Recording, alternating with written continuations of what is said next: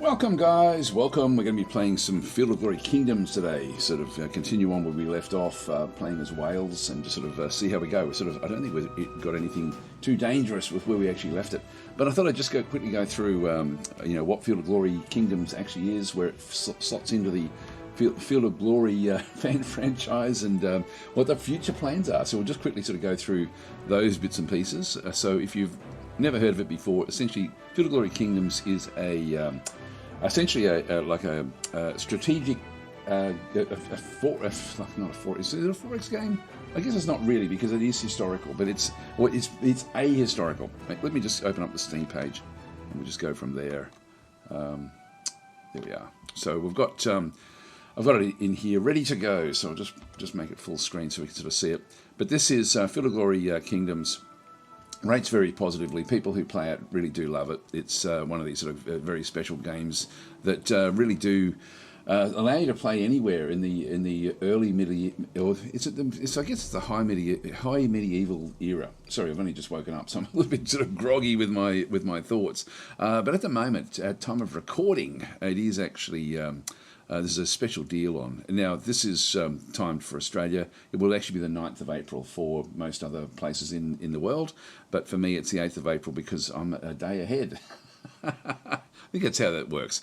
Yeah, I think you've got 2 days anyway. It must be the other way. It might go back the other way. Anyway, check it out if you're interested. It's 15% off at the moment. There is also the Masters Edition bundle, which essentially gives you Kingdoms and Medieval. I would highly recommend you go that way if you can afford it.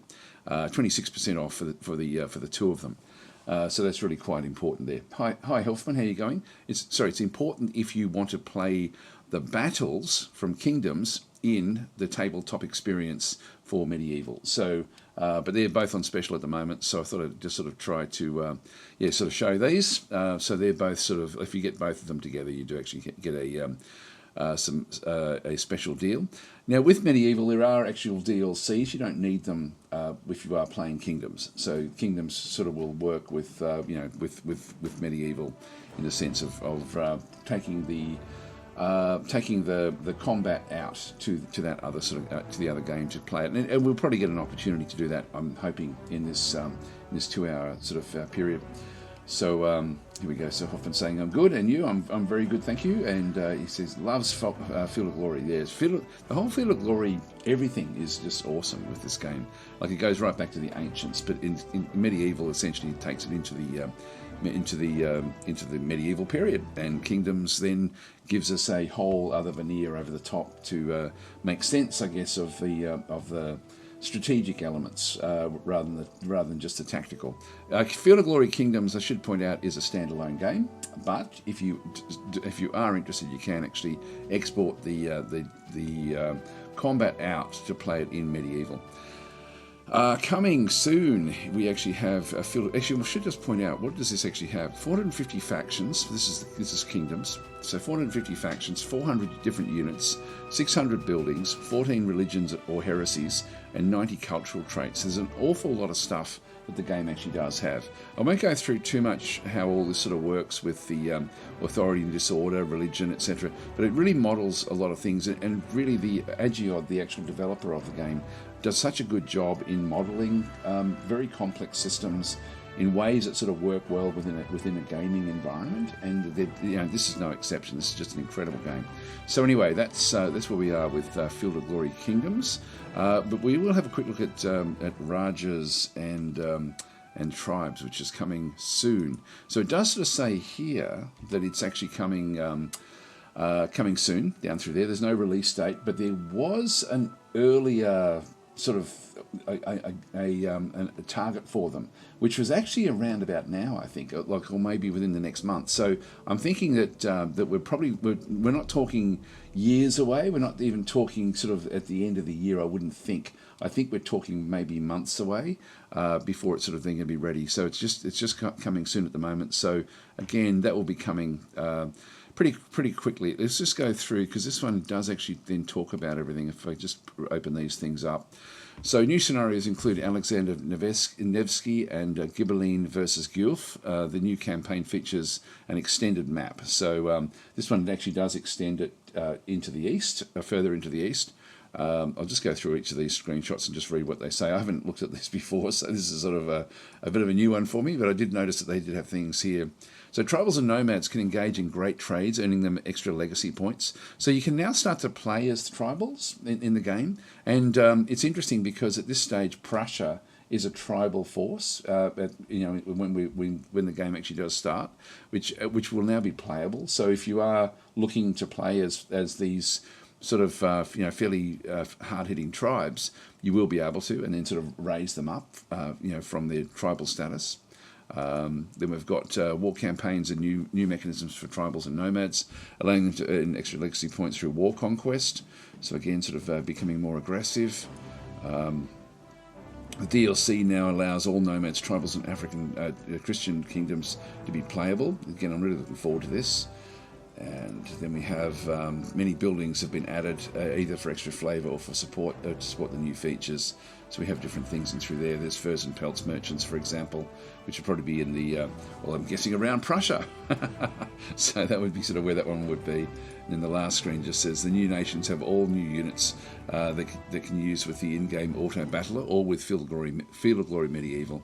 There we are. So that's actually sort of where we are. So you can see there a collection of different, looks like African sort of combatants, sort of ready to go into in a very, very large combat down through there with all sorts of different units.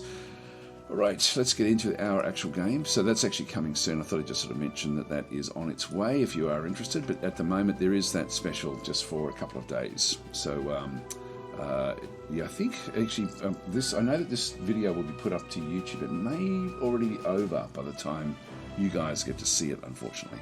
So anyway, let's continue out of here. So I'll just go and leave that where that is, and we'll get into our game. So we'll just go and load in the game that we're playing. So we've got the now the most recent one is this one here, I'm thinking. I'll have to be there, I'm guessing. So we'll just go and load in the game and see where we're up to. And I've actually completely forgotten pretty much what the status is that we're actually playing. And I normally spend a little bit of time before I start recording, and I forgot to do it today. So I'm just going to have to catch up, I guess. I don't think there was anything that we were dramatically trying to sort of get done. Oh, by the way, this the whole reason for this video and like these live streams is sort of following on the lens on snapshots from Dr. Claire Keenan, who has been putting together like sort of small 3-minute historical videos, which are very, very interesting.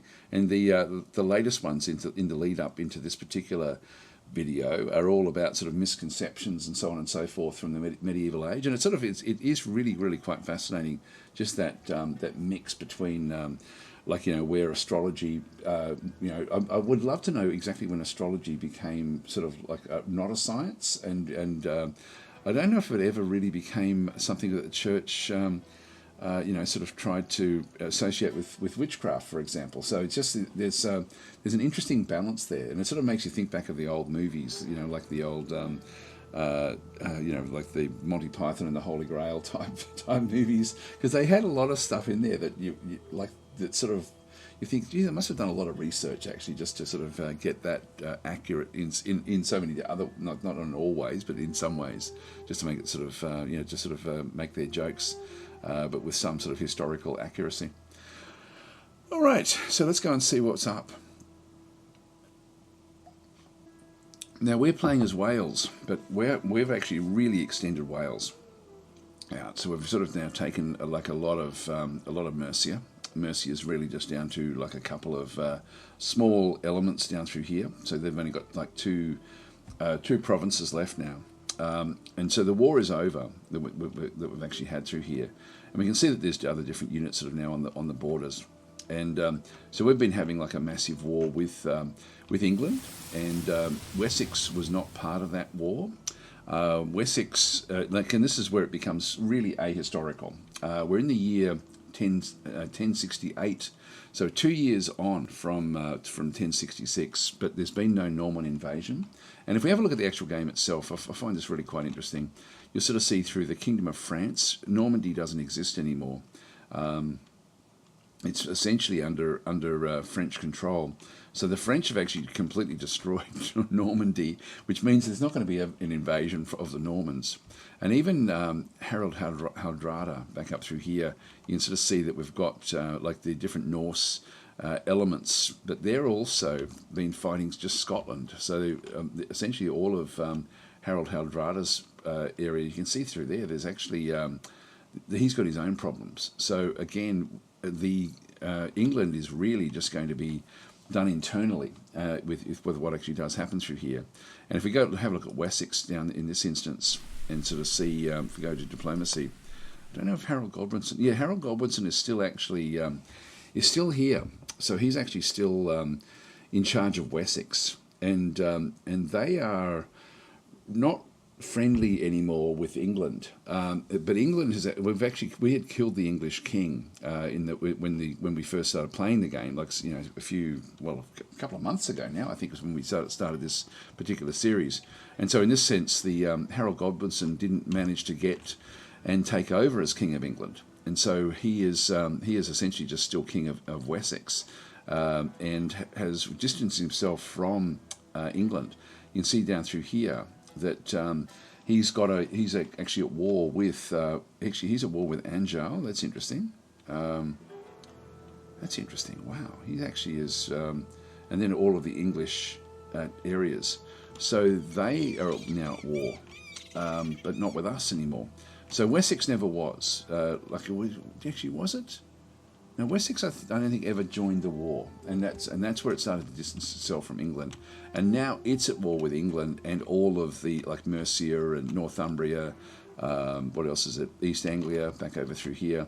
So all of the petty kingdoms of England as well have all now sort of joined the English throne to then sort of put pressure back on Wessex, and so there's various relations in through there. You can see there that there's not really much of a negative relationship with Northumbria, and even Anglia. I don't know why Anglia would be Anjou, I'm guessing is how you'd describe it. Is that it there? Yeah, there's a U underneath that castle there. Not sure why that would be done that way. It's interesting. But then they do have, like England itself and Mercia are sort of going to be struggling a little bit. It's going to be hard to pick between all the different kingdoms. To be fair, like it is actually quite a bit different. Our kingdoms are we've got the Welsh dragon there as well. So we've sort of like this is our side of things. This is our main army that we actually have. But then there are sort of these other armies as well. Like this is in Nottingham, there is actually an East Anglia army that's sort of sitting in through there as well. And inside that, we've got the English army back in through there. So they're together. What's that middle one? Can't really sort of tell. Mercian army there, just again a raw spearmen, but have been hit pretty hard by something else. No leader in charge of that one. This here is a Northumbrian army, which is coming down. This was actually probably the biggest thorn in our side when we were fighting England. We did have to sort of push this away, and we tried to catch it, but he's been able to bring back his mercenary light cavalry again. And so this was interesting. He actually ended up coming into Perfalad back into here and besieging and even taking it over at one point during the war. In terms of other things we sort of see through here, there's a Scottish fleet sort of coming around the side, ragged, so they're actually struggling. That's just a fleet itself, fairly powerful one actually. So they're probably heading back home to put pressure on the Norwegians, I would imagine. But we're actually not really at war with anyone. So if we have a look at England, and so this is England back into here, and go to diplomacy, we'll sort of see that this is Edric. Now, Edric is the third king that we've actually come across during our time in this actual game. Hi, von Schweinhut, how are you going? So what do you got? So you got Daz, wiggly, whatever it is, and chat. I'm not sure what that is. Following all that one through there, I can't make sense of it. Sorry. So he took on the name of King Edric. Previously, he was Hugh Roxbury. Now, these are not historical characters. These are. It's just that we essentially once we killed the King of England, because we killed the King of England before his time. Then there was I think there was a young child that then took over, and then Hugh Roxbury then took over, and it's now become King Edric of England. And so we can sort of see down through there that we're at peace with them. So duration of 9 at this stage, and similarly, Jubith is actually our vassal, and so they've also we've now had we've been able to have a peace treaty with them. You can see Norway has still got a royal marriage in through there. So right click to only see Norway entries. Yep. So shift right click to see royal marriage. See only. I wonder what that does. So shift right click. I've never tried to do that. Oh, there we go. It's just filtering. Just filtering. Okay, so if we go back in and go back, and no, I'll just go back in again. I'll just go and click on England yet again. And so their problem is now going to be Wessex. Yeah, I've actually shift right click. Do I just shift right click again? Yeah. Oh, that goes to everything. All right, that's now showing Norway. This is interesting, actually. So you can see down through here, you've got the royal marriage with England, but then they're at war with all Scotland and all of the Scottish holdings in through there. He's got different vassals back over in Norway, around Norway itself, but it's war with Sweden. And so this Swedish war is also going to really push him hard, with Sweden being at war with him as well. Some Welsh name, according to German imagination. There we are. That's what it means. Okay. Hi, Began. How you going? So anyway, that's where we are. So they do have a positive relationship there, and same with their vassals as well. So there's just a number of different sorts of vassals with what they're doing. All right. So that's sort of the setup of where we actually are. So at this point in time, we are not really doing much, and so. In fact, I think I must have left it at the very, very end of a turn, because there's not even anything over on the side for me to have a look at. We might have a quick look at our holdings, because really, like the Wessex and England and the English kingdoms now are going to be at war for a little bit of time. There is an opportunity there for us to come back in and join this at some stage. In fact, if we go back to England, so this is duration 9. If we go look at Wessex, duration 3, it's only just started, that particular war there. And so that's all okay. That's fine. All right, so that's sort of where we are now. I wonder if even with Mercia, if we could even put pressure on Mercia. Yeah, we've got a peace treaty with Mercia. We'll have a peace treaty with all of these, I'm guessing. Yeah, so peace in our time. So we do actually have that one there. So if we go and I can start to sort of set up the problem, like actually that's Mercia. What? Hang on. What's going on here? That's something else has gone a bit crazy here. That's William the Conqueror. Ruling for 4 turns, 2 years. He's been pushed out of... How did he get to become King of Mercia? Or the Earl of Mercia? Mercia's gone backwards, actually. So this is an aging token. So they're struggling. So somehow William the Conqueror has actually made his way across from here.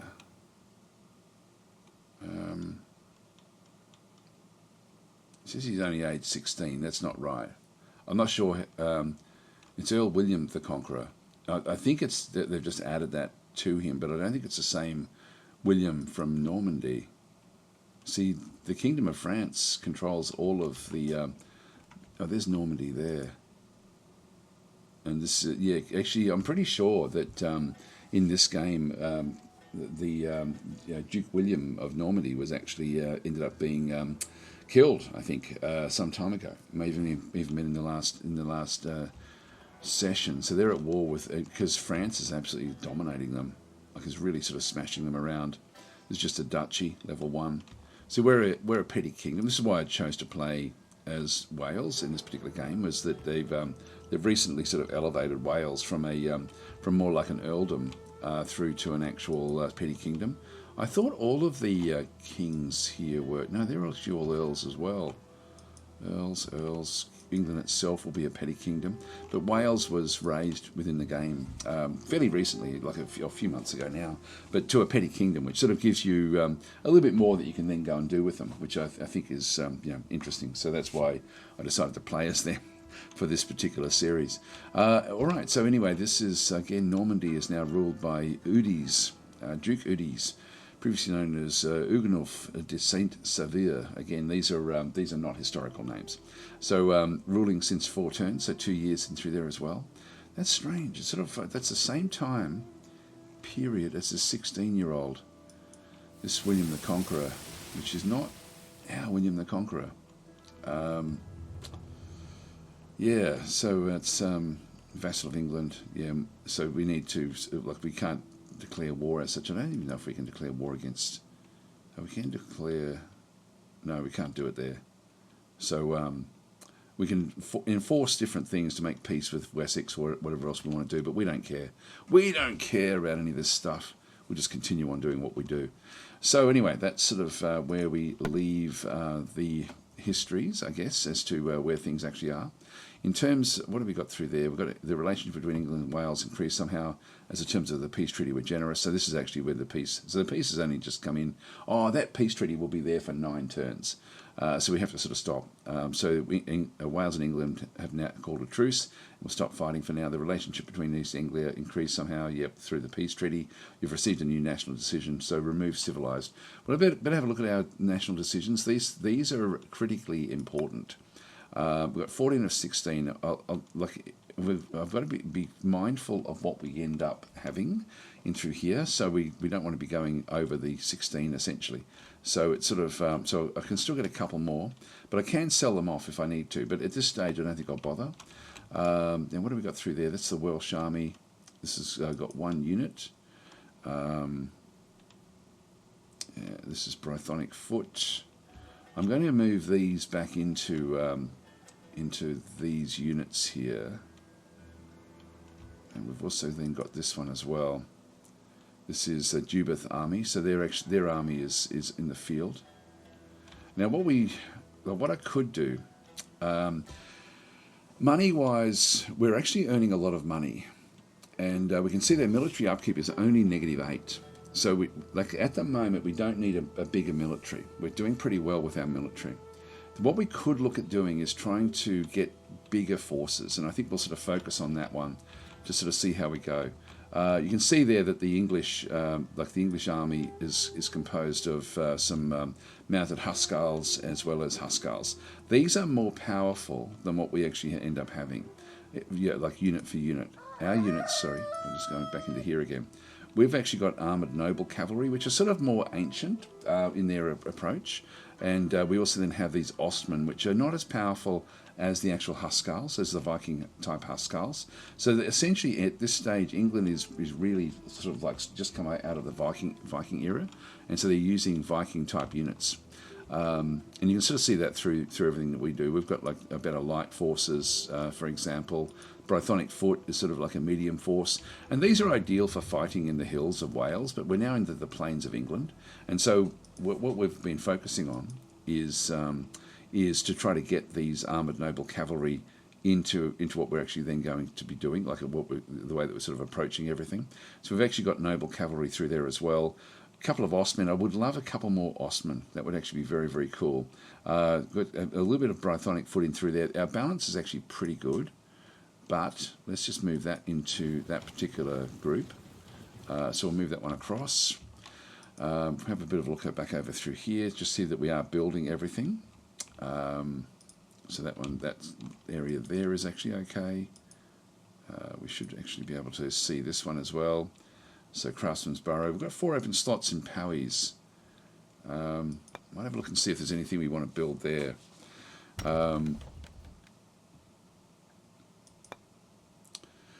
What have we got open to us? So we've got a cattle ranch. We've got the brickworks. They'll give infrastructure of 6. Produces tiles and bricks. Can already be imported from Lancashire. Within a trade range of 3, there are 2 needed, 1 consumed and 2 produced. Okay, so there is actually a fair bit of production going on with that one already. We can do this one here, the Trader's Burrow. Infrastructure 0, includes bonus of 2 from tiles and bricks. Money 15 and bonus of 2 from tiles and bricks. Missing bonus of 2 infrastructure, 2 money from brass and cloth. So there's 2 different sorts of resources we could get. So this is a milestone structure. This building has a pivotal role and will unlock several other buildings of importance. That's a good one then to actually have. So we gain 1 money per building of category, commerce and workshop up to a maximum of 18. So that's actually not terribly bad actually at Powies. Then we've got the levy camp, which will give us more manpower. Manpower, we've got 26 at the plus 26 at the top. I'm mainly looking at what the income is that we end up getting. We've used a lot of our metals are now at maximum on the right hand side, back over this over here. So metal production. The previous turn total was 91, but really our equipment production, it says we can store at most 86 bundles of ingots for weapons and armour making, so we can't really, like we're pretty much at maximum there. Legacy and authority don't really matter that much, but manpower generation. This is probably the most expensive thing that we actually have. We've got regional manpower of 37, but we'll be going through this one. We can get up to 252 with this. So we've still got a few turns before that's sort of going to start to kick in. But getting extra manpower would be useful. And the equipment as well would be useful. Just for building armies back up quickly. We then actually have the Pilgrim's Refuge. So health goes down, infrastructure, money goes up from preserved foods, and piety goes way up.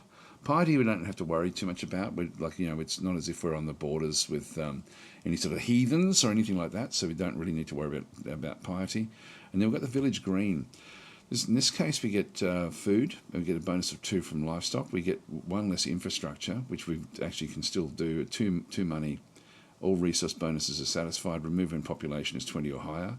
So where villages meet, a regional loyalty bonus of 8. Food kept in reserve. So I'm thinking we go this way with the Trader's Burrow and actually go and start to open this one up. And if I right-click on that one, yeah, it's going to be there. If I there's a way. Is it shift-click? I forget how to have a look and see what they do. It's not shift-click, is it? No, it's just where it is. Don't know if these actually come up. Yeah, this is them here, and then when you click on that one, you can see what's coming up there. But I can't bring up that particular screen to see it, to see the other things. Yeah, the info won't tell me about the actual what it actually does do. Anyway, that's fine. We'll bring the Trader's Burrow in. That will sort of give us a bit more infrastructure. Hi Bjorf, how are you going? Okay, so let's just leave that one where that is. We've just got everyone in this one big army, and so I'll just keep it on the border. Again, we're not expecting any real problems there for any length of time. I don't think there's anything else we need to do. Like that pretty much, although we do actually have these new provinces now, which are, this one is building a wooden church. I'm happy with that. That one there can build something. So this is going back into Worcester. Have a quick look and see what Worcester can build. And actually they've got a pretty big population. Town crier. So we'll give stewardship of 11, actually, which isn't bad. Pilgrim's Refuge. Minor stockpile. So that's going to cost a little bit of money for that one. But we do get an equipment stockpile there of 20. I'll leave that one where that is, the bakery. Yeah, Food 9, money goes up as well, infrastructure goes down, needs grain, trading required. Or we can just go to the shepherd's house. End up with extra food there. Does produce wool. This can already be done from Powys. Brickworks. So we've got a few different brickworks that have come up with what we're looking at through here. The bakery could certainly go that way. Sort of get more things down here. Butchers and bakers. Then we just need a candlestick maker after that. So let's go and throw that one in, I think.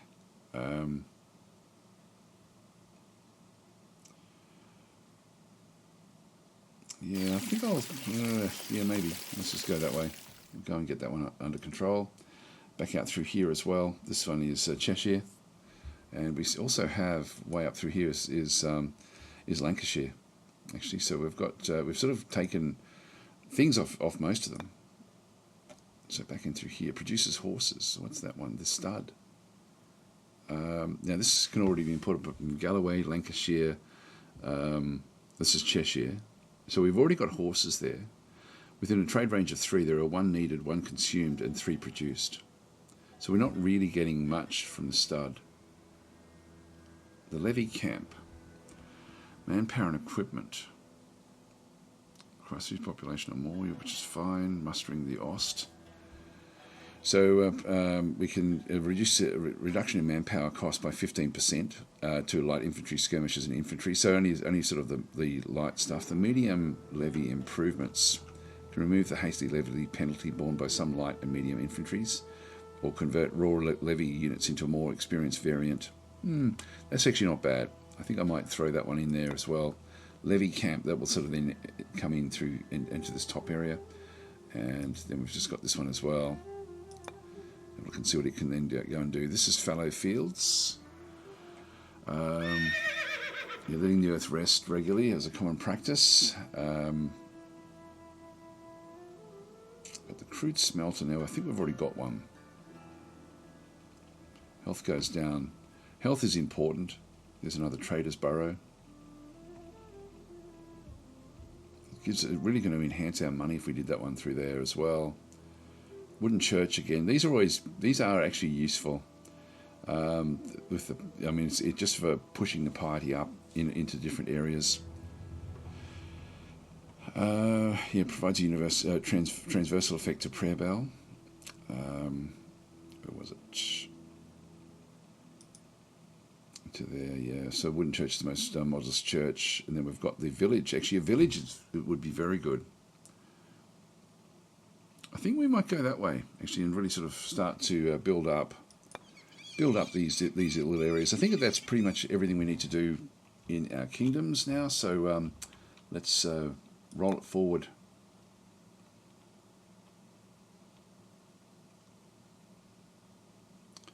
We'll see what we can see. So it's a we go game where you basically everyone gives their orders for the next 6 months, and then the 6 months then rolls forward. So the armies are now coming home. Don't know if that's one of mine. So the Jubith army is going to be pulled apart. We won't worry about that ourselves. So actually Jubith has sent up a group to the north. So we've just gone +1 with our. We've got another progress token, which is great. We're a stable petty kingdom. We've been that way the whole game. Our rank is 81. This is sort of like this score for the game, which comes out of your legacy. Not really worried about that one, to be honest. So it's not really something that I'm all that concerned about. But we're doing well here. This is the important one, the authority and disorder rankings, and we're just trying to sort of go up in levels slowly through the kingdoms. So now we've got a fair few different sorts of events that have now kicked in. So Lancashire saw an invasion by Northumbria. The local forces crushed the invaders. Now this is sort of showing us that there is actually these are raiding, so these guys are actually causing a bit of a problem. So even though we've got a peace treaty with them, they're still raiding away. Their Viking ways are still with them. So we did crush them. Then we had another one. So Lancashire was raided by Northumbria, but the defence easily repelled the invaders, which is good. You've received a new regional decision, so we built a harbour. Actually, that's a good one. I think we'll use that one straight away. So build a harbour is there. So we'll add an anchorage if you have nothing, or improve a tier 1 harbour in a region of your choice. Harbours are a necessity for serious military operations. The region must be owned, must be adjacent to water, and must have a harbour with a tier between 0 and 1. And so we do actually have a number of these things in through here. I'll just turn that off for now and have a quick look and see what we've actually got at each of these locations. So here at our capital of Gwynedd, we actually do have an anchorage, so a tier 1 harbour there. Again, if I click on this one and click on that, we can sort of see that then does go from an anchorage to a small harbour. And so essentially we'd end up getting one of these. Just see what the others have got. So Anglesey is doesn't really have a harbour, so we could actually form like one of those poor harbours there. No harbour there, but we do actually have Fisherman's House, so nothing in that sense. I don't really want to go further out this way. This one also has a anchorage, just because we may lose these. These ones also have an anchorage. In the south, now Dubith we don't control, so they have a anchorage as well. Back this way we've got nothing at Morganwig, and again down through here in Hereford, which is not really something. So I'm thinking that we're going to put it here at Gwynedd and improve our current anchorage there. So that's quite a nice one for us to get. Oops, wrong area. It's the Ledger, which is awesome. So build harbour there. So I've played that on that particular location. So you've played build harbour at Gwynedd. It costs will be deducted once it triggers 100 money. So it's going to cost me 100 to build that one, but definitely worth doing. Now we're in a. It says that it's a fair season, but we are sort of seeing snow on the ground, which does sort of impact combat and stuff like that. Oh no, it is there. If we go back into the, that's the ownership overlay. If we turn that one off, the ownership overlay is just sort of showing us who owns what, which is quite a nice way to look at the map. Although this one does, you can see a lot in terms of the scale of the actual, of the provinces, and then what the terrain is actually then doing. So there's a whole lot of different things you can do through here. Culture and population. That shouldn't really be too much of a problem. This is the Welsh culture. This is the sort of the English culture back through there. But I'll keep it back on the ownership. Now this is a Jubith army. So Jubith does just have a small force through here. This looks interesting. What have they got through here? These are peasant militia. Yeah, so they've got a whole lot of different sorts of things. If I press Control, I can then sort of have a look at the actual details. So these were hastily levied, which means they're pretty useless. They are a peasant as well. You can see through there. They're a skirmisher, extra fatigue margin of 2 against an enemy. So that's essentially just the peasant militia that they've actually got. So the Jubith army is consisted mainly of just early javelin men plus some Brythonic foot. So not very powerful, but they did send up a force in through here of ships. So their actual ships are fairly strong. They've got war galleys and medium round ships. I'll have a quick look and see what they've got. Yeah, it's really just they just reflect what we do.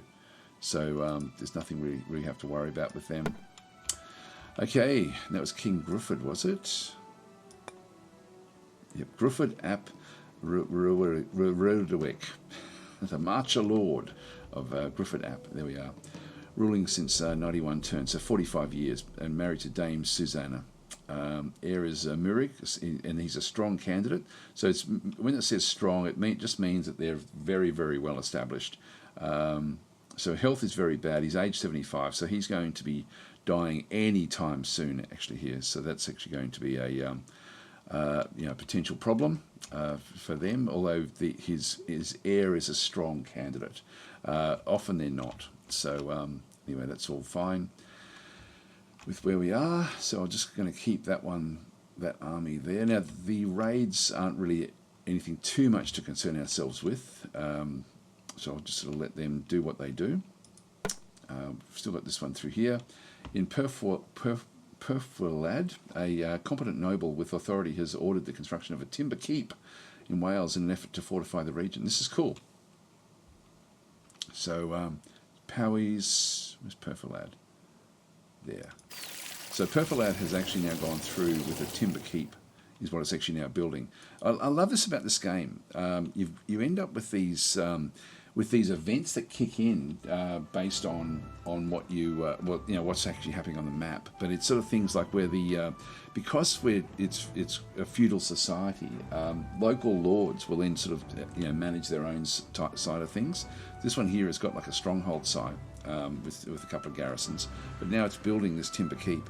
So timber keep is being requested in this region, and so it's going to only take one turn to sort of go and do it, but that will then sort of help to protect the region. So it's and we have a lot of those sorts of events kick in, like if we're at war or something like that, which is just great. Hi, Berry Kujus, how you going? So we're to see the town living in a game. Oh, really? Okay. Yeah, it's sort of funny, isn't it? Like it's a Welsh town, or are we talking about sort of this Western England area? It's pretty cool, actually. I mean, not for me because it doesn't include Australia, but it's sort of course, the Australian roots often go back to England, so you sort of so you're familiar with a lot of the territories. But it's that would be pretty weird, actually. Hereford, there we go, English side of the Welsh border.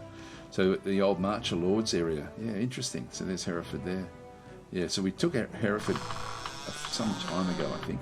We were meaning to come down into Mercia at that point to Gloucester, but we never got there. So Hereford was essentially we were almost heading to take Mercia itself at one point. So anyway, that's so we've got that one through there. That's not a problem there. So that's actually now been done as well. Just close that one off. And again, there's really nothing much that we need to... Actually, one thing I might have a quick look at is just see what we can do in terms of building queue. We do have these provincial unit is the Irish Mercenary Ostmen. So this is mercenaries, which is they're going to cost me a lot if I start to bring them in. So I've got the Brythonic Foot, I've got these Irish mercenaries. This is actually where, again, the game really excels in terms of just using game mechanics to figure out how you're going to construct an actual force. And so if I have a look at the Brythonic Foot, for example, you can sort of see down through here that these are levied infantry, which means that they can be... like in times of peace, we don't have to have them, but we can sort of raise them fairly quickly. So the Brythonic Foot, just a medium. These are lightly equipped Celtic foot with javelins and swords, and so they're just a very light force. The Irish Mercenary Ostmen, and actually what we'll see down through here is that the cost is 9 money and then 6 per turn. 20 manpower, so from our manpower reserves, this is why we want to bring these up. So 20, and then it's 7 per turn to keep them in the field. The cost is only 1, and then 1 upkeep in through there, and then the equipment. The equipment is 15 down through this other side, just to actually bring them together. Equipment, where are we seeing that? I think that's in a province by province area. You can see the equipment there is going up by plus 31 at this point in time. So we just need to keep on building things up really before we start to bring them in. But this is levy is just nice and fast to raise. If I press Control, actually press Control over that one, right click. Oh, hang on, I don't want to add that one to the queue. Just get rid of that one. Left click for details. Well, that is it really there. It's not just telling us what the levy actually does do here. But if we go to the next one, the Ostmen. These are mercenaries. They're much more powerful with what they then end up doing. These are Norse scales, many with two-handed axes. And so, again, these are sort of... essentially, they're like Viking-style troops in this era. They cost 36 money and 24 upkeep. So if we have lots and lots of money, I could bring these sorts of troops in as mercenaries. They cost 18 equipment to bring them in at the time, but there's no upkeep in money or in manpower or metal. So these are, if you've got like lots and lots of money, then mercenaries are going to be, you're going to be having like a lot of mercenaries. And we can see Northumbria. Northumbria actually had a lot of mercenaries that they had brought in. So the Ostmen, I do want to get more Ostmen, but I don't want to have them as mercenaries. So that you can see the heavy infantry mercenary. I would like 2 more of those if I could get 2 more.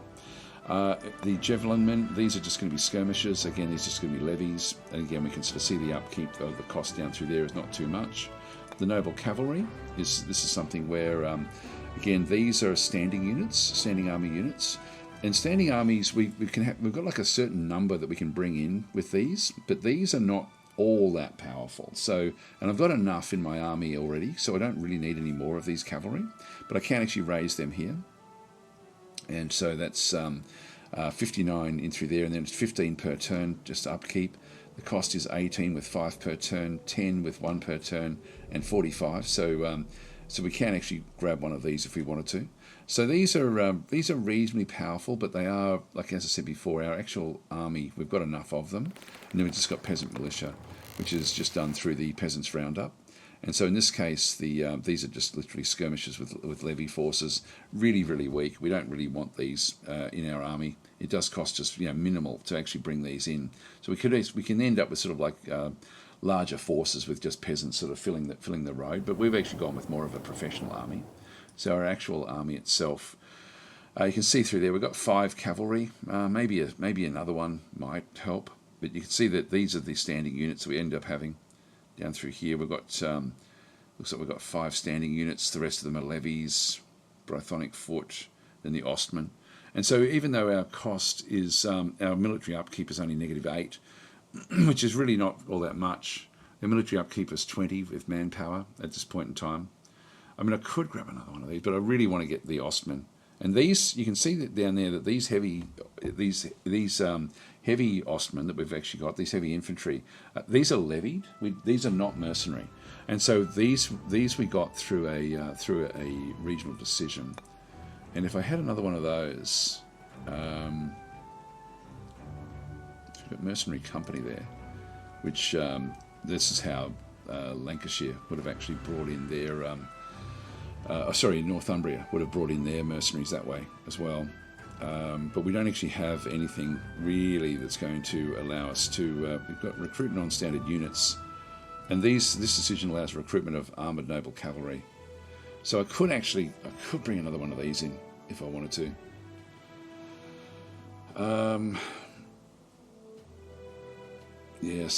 But again, it's not something that I really need, but I've got a couple of those. Odds are currently set to high odds, and I can change that as well. So if I go and if we go to some decisions, I forget how to do this. If we go shift right click, we reduce the odds. So I've already got 2 of them, so I'll just reduce the odds back down to normal. All right, that's fine. We'll just leave them where they are. These all do cost, something that we have to then go and do. Let's just leave that one where that is. So new population in these different areas back and through here. Received the built harbour and fisherman's house has been completed. Yep, that's all fine. So we can just move on to the next phase. Now England will be strengthening up again. So again, it's everyone just has their turns. It then gets processed. Things will move. Looks like they're moving down to attack Wessex.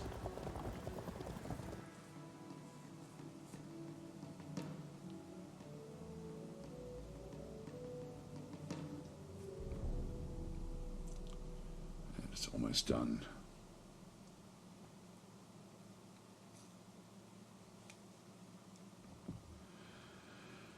And you're still just up. We're up near the top of this this group, which is good. Gone up 1 point, I think. Without legacy points.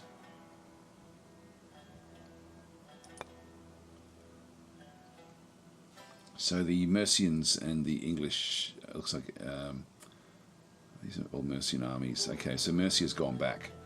I don't know what's happening with that war. Let's just go through. So Lancashire was raided by Northumbria, and the interlopers were soundly defeated again. So they keep on coming back through. We might look to take out Northumbria at some point, I think. So we can sort of have a bit of a look at that one through there. I received a new a call to arms. So this is actually now that we've now got up the top through here. The Ost army needs to be mustered now. Each lord must provide a contingent of troops for the upcoming war.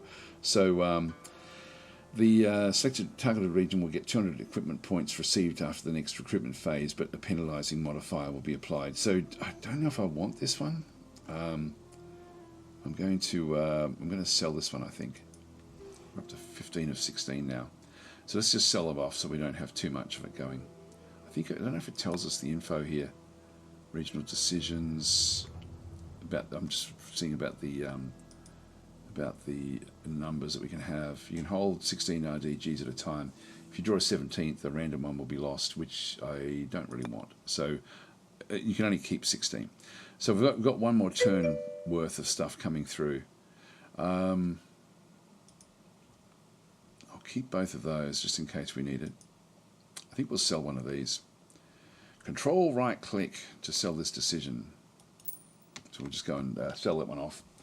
So instead of saying lowering the chance to get those cards might also be a good idea. That's actually not a bad idea, actually. Let's go and do that. So this is shift right click. There we are. Just reduce them a little bit. Changing the decision odds will cost approximately 50 money. No, let's not do that. Let's go and shift left click. I'll just keep it where it is. We can just manage it ourselves. So it does cost me to then sort of chop and change things. There may be other things as well that we want to sort of use, but I'll sort of leave it where it is. Leave it where it is because we've got a fair few things in there that could be fairly useful. It's probably the most useful thing in the game, to be honest. These regional decisions. So it's I wish it would show the number in around here as to what you've got and what you've got, like, because it is such a massive element in the game. Like, you don't want to be randomly losing those. You want to be curating what you need. So we've got then in Perfilid, a competent noble with authority has ordered the construction of a regional roads. That's great. So that's at back up through here. So they're actually now just going through and building all sorts of different things. So this is regional roads have been requested. So this will be here in just one turn. So current stockpile of 187. Yep, that's going to be good stuff. So I don't need to worry about that one. We've got now they were supposed to build the wooden fort, but I don't see it there. Not sure what's happened there. I'm not sure if that sort of then applies to something different. We certainly have the stronghold side, which is this one cannot be dissembled. I think we've got a lord here as well. We could get rid of that one, but yeah, we don't need to. That's all fine. So that's good. Like, they're sort of just doing their own thing. So they're sort of building up the. At the moment, they've got village roads. And so even a network of modest roads, barely better than tracks, will help the circulation of goods and people in the region. So this infrastructure can also be created by a few units with engineering capabilities, so baggage train notably. So tier 1 infrastructure and healthcare building can be upgraded to regional roads, which is what's happening. So we've got the regional roads in through there. So regional roads will speed up troop movements and help merchants reach more distant villages and towns. There we are. And so that can then extend up from there to paved roads.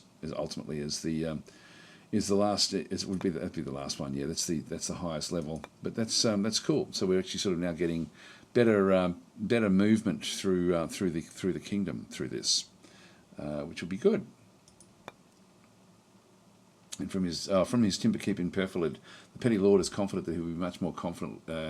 Effectively administer the population. So we end up with getting plus 25 stewardship from that timber keep. We don't keep it as such, but the local lord there is now is now a bit happier, and so the stewardship has gone up a fair bit there. So that's which is great, and again that's going to sort of help with the with just keeping control over this region much more effectively.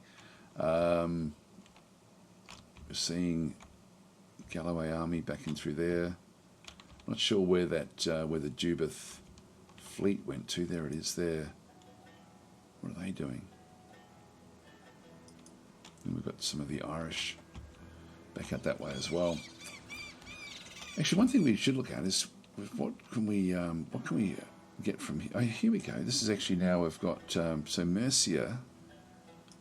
I can appoint a peer to look after Mercia.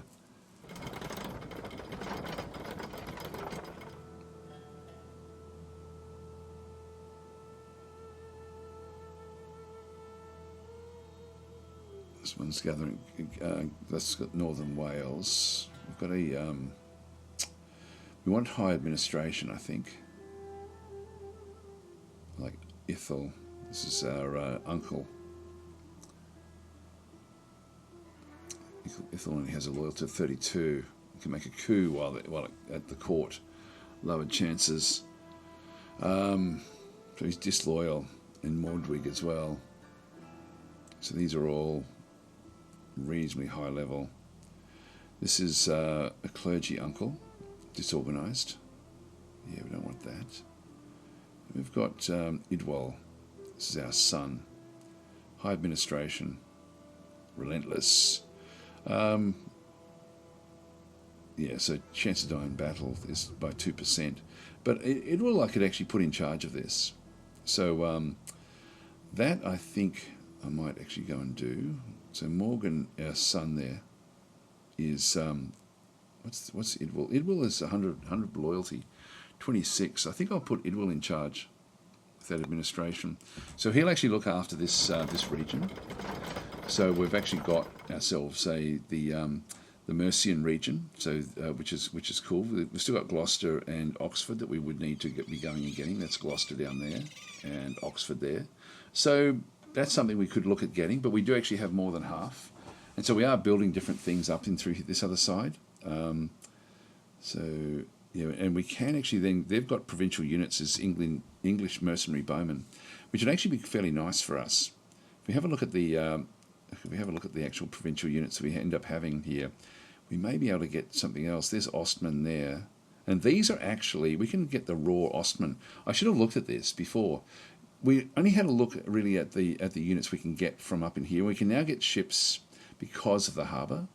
So we've actually now got, this is in North Wales, we can sort of now still just get the Brythonic foot, the mercenary Ostman, noble cavalry, and then with the peasant militia down through there. So that's been added into there.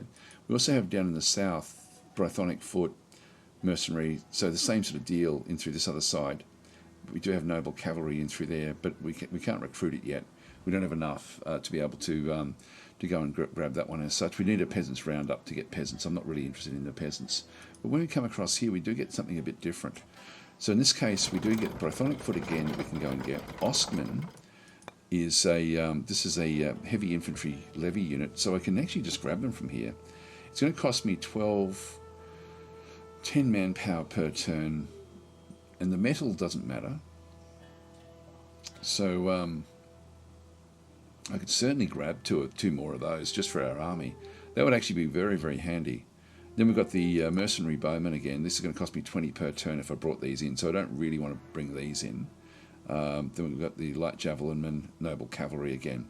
So that's really all we sort of get from this area, but I'm thinking the Ostman. I might just go and throw two more of those into the mix. Yeah, so I'll get that one next turn, and maybe one more. Yeah, so we get two of those next turn. These will then sort of chew up a little bit more of our manpower, unfortunately. So we'll have very limited manpower generation. So we'll need to come back and fix that one up. Okay, that's good. That's good. So that's nice, getting the Mercian region to be able to then go and grab these guys. And if I go into specific areas as well, like the actual, that's, sorry, if I just go into Mercia, if I just go back out and click on that one, and then go to the queue that we've got. Yeah, so that's the same deal. Doesn't matter where I go. It's whether it be the population or the whole lot. It's still okay. But just by controlling the whole population, we can then get the those bowmen as mercenaries. So So Sever's saying the peasant rounded up a nice 0 slot. Oh, okay, yeah, and manpower generator. All right, we'll have a look for those. We'll have a look for those. Again, the game is so rich and deep with the with what it does bring. Let's leave that one where that is, and we've pretty much done everything we need to do. We've just developed developing a harbour. So if we have a look back in through here, yeah, we now have a small harbour. So if we go and click on that one through there, the small harbour is then going to ultimately allow. So this one here, a small harbour will help board troops to disembark. In feudal times, many nations did not have a war fleet and relied on hiring ships. So there we go. We're getting, yeah, that's all pretty cool. It then sort of opens up into a medium harbour ultimately, which is fine. Missing a few extra monies coming back through. But that's good, gives us a bit more shield resistance as well. I'll just end the turn and grab myself a drink of water.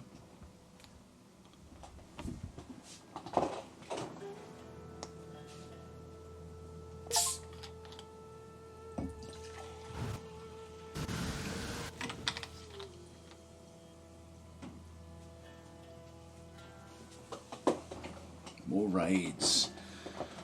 Nottingham has to be put in its place. Oh, sorry, Northumbria. Not Nottingham. We're in Nottingham. Actually, we in Nottingham, or are we just off to the side of it? Okay, we're sort of we're up nice and high with this, which is good, but we're just not getting these progress tokens. We've sort of been stuck on 3 for a long time. And the progress tokens are important in the sense that they develop your kingdoms up as well in a more global sort of sense. And so the authority and disorder is all to do with our nobles and the and sort of keeping the stewardship and so things like that fairly high. That's fairly important. This is why, like, keeping the feudal society running is really quite critical. And so what it does do is if we have a look down through these different tokens, the first third or so is all of the different countries will then be trying to stay up in this particular area. We're right up near the top with what we've actually got, which is fantastic. So our authority is high. We can spend the authority, but if we spend it, you can see that we've only got we've got 68. If I spend down to 51, I then drop into this middle level. So I can spend it to do things.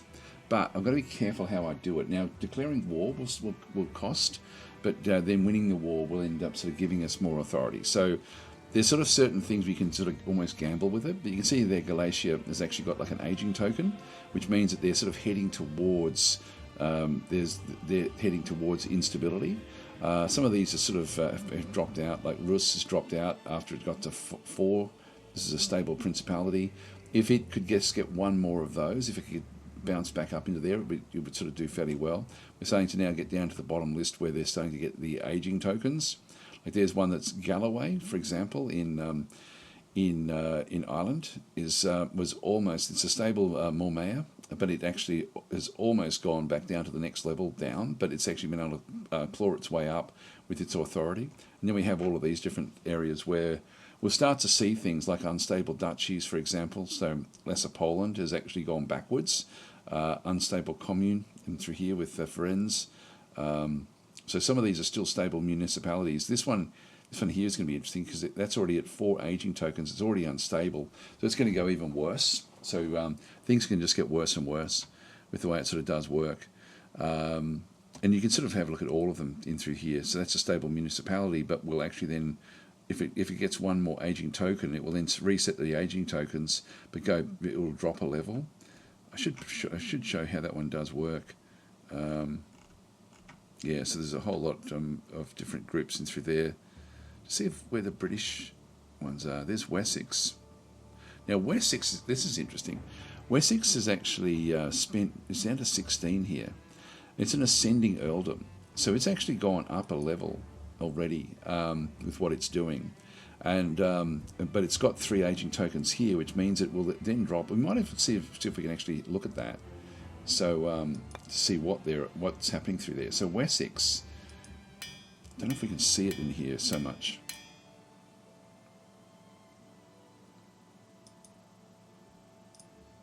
Yeah, can't Can't really isolate it this way. Don't know if we can look at the trade details. Would that be the one, or maybe the? Oh, we've got a new ruler. He's been ruling for 1 year. Well, that's possibly where things may have sort of dropped to the earldom. So Wessex, bottom tier, aging. So I don't know if we can actually we can do it from here, earldom. And actually, no, we can't. We can't do it from there. But they're an ascending earldom. We can't see it from there. We can see it from ours. If we go into Wales and then have a look at the actual. So we're a stable petty kingdom, and we're trying to improve. So we're here in the middle here, in the Western feudal state. If we can go and get a couple more of the ascending tokens, we'll end up being ascending, which will then give us a regional loyalty bonus of 5, but then there's an increased revolt risk, stewardship penalty of 10%, authority penalty of 15%, but the character force pool, we get 2 extra in through there. So it doesn't sound like it's great to go and do that one, but if we go the other way into turmoil, we end up with a regional loyalty penalty of 10. We still get the legacy the legacy problems in through there as well. So we end up with a whole lot of different penalties if we go backwards. And so the earldom that we saw there was ascending. From there, we can then ascend up into a young kingdom, and so we end up with a essentially we become we go from a petty kingdom to an actual kingdom. So it's just a stepping stone on the way through. It's very cool the way it does work. And then from there, we get the young kingdom. If we go backwards from a young kingdom, we end up in civil war. So regions with less than 75 loyalty may revolt against your government. If we go back to that particular one, so that just stays as young kingdom all the way through. So you can't go further back than that, but you end up just in civil war with your young kingdom, which is interesting. So it's fascinating the way the game actually does work. Lancashire again raided. We're easily repelling them, but they're becoming a bit of a pain in the bum. Received a new regional decision, so holy procession. So holy procession, what does that one do? Clergy is ordered a holy procession as a pious demonstration of the power of religious authority. Will immediately gain 50 party points plus 12 turns modifier, increasing party generation. Yeah, let's just go and throw that one into our capital in that case. So we'll add that one in. So once it costs will be deducted once it triggers 1 authority. Hang on, what's that? We don't do that.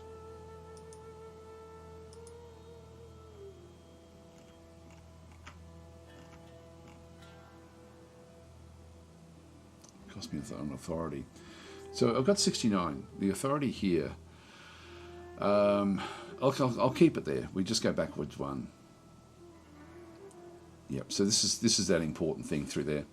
Starting with 50 authority, a non-avoidant penalty, sedition from nobility, will be applied to its gain. So we end up with domain size 1.2, special structures 1.5, sedition from nobility minus 2.8.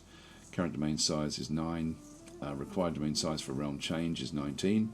Maximum domain size for authority gain is 21. So we'll sort of just stay where we are, I think, with everything. But I'll play that card anyway. That's all right. We'll just get our piety up even higher. Seth is saying you might want to use the ennoble petty landowner card, as regions that got 2 lords have a chance to generate events from more authority. We've played it a couple of times actually on different areas. We can see one there at Gwynedd with the two nobles. Don't know if we've got any in this one. No, we don't have any in that one. And we don't have any nobles at all down in here at Worcester.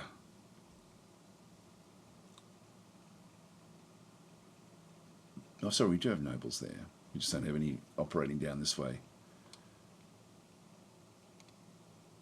Working in military and fortifications.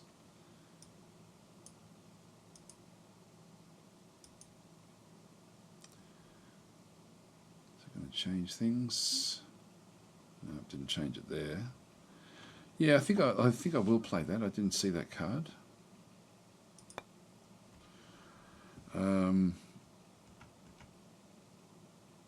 Noble petty landowner. So this one here, so among the freemen, few now hold a decent parcel of land. They can be ennobled into minor nobility, thus strengthening our hold in the region. We'll promote a freeman into a noble position. A 25 legacy bonus is granted by doing this one. So region must be owned. Region must have at least one freeman population. Now, I'll just close that for a second. We'll have a look at Perfilad. We've only got one freeman there. We've got 3 freemen there. We already have a couple of nobility in that one. Got 2 freemen there, so I could actually place it there. I want to I'm thinking of wanting to do it back in Wales. Certainly do it that way. This one's only got 1. That one's got a couple. It's got a couple in through there as well. 2 in there. And 2 in there. So unfortunately we only have the 1 freeman there, so I don't want to play. I would have placed it there.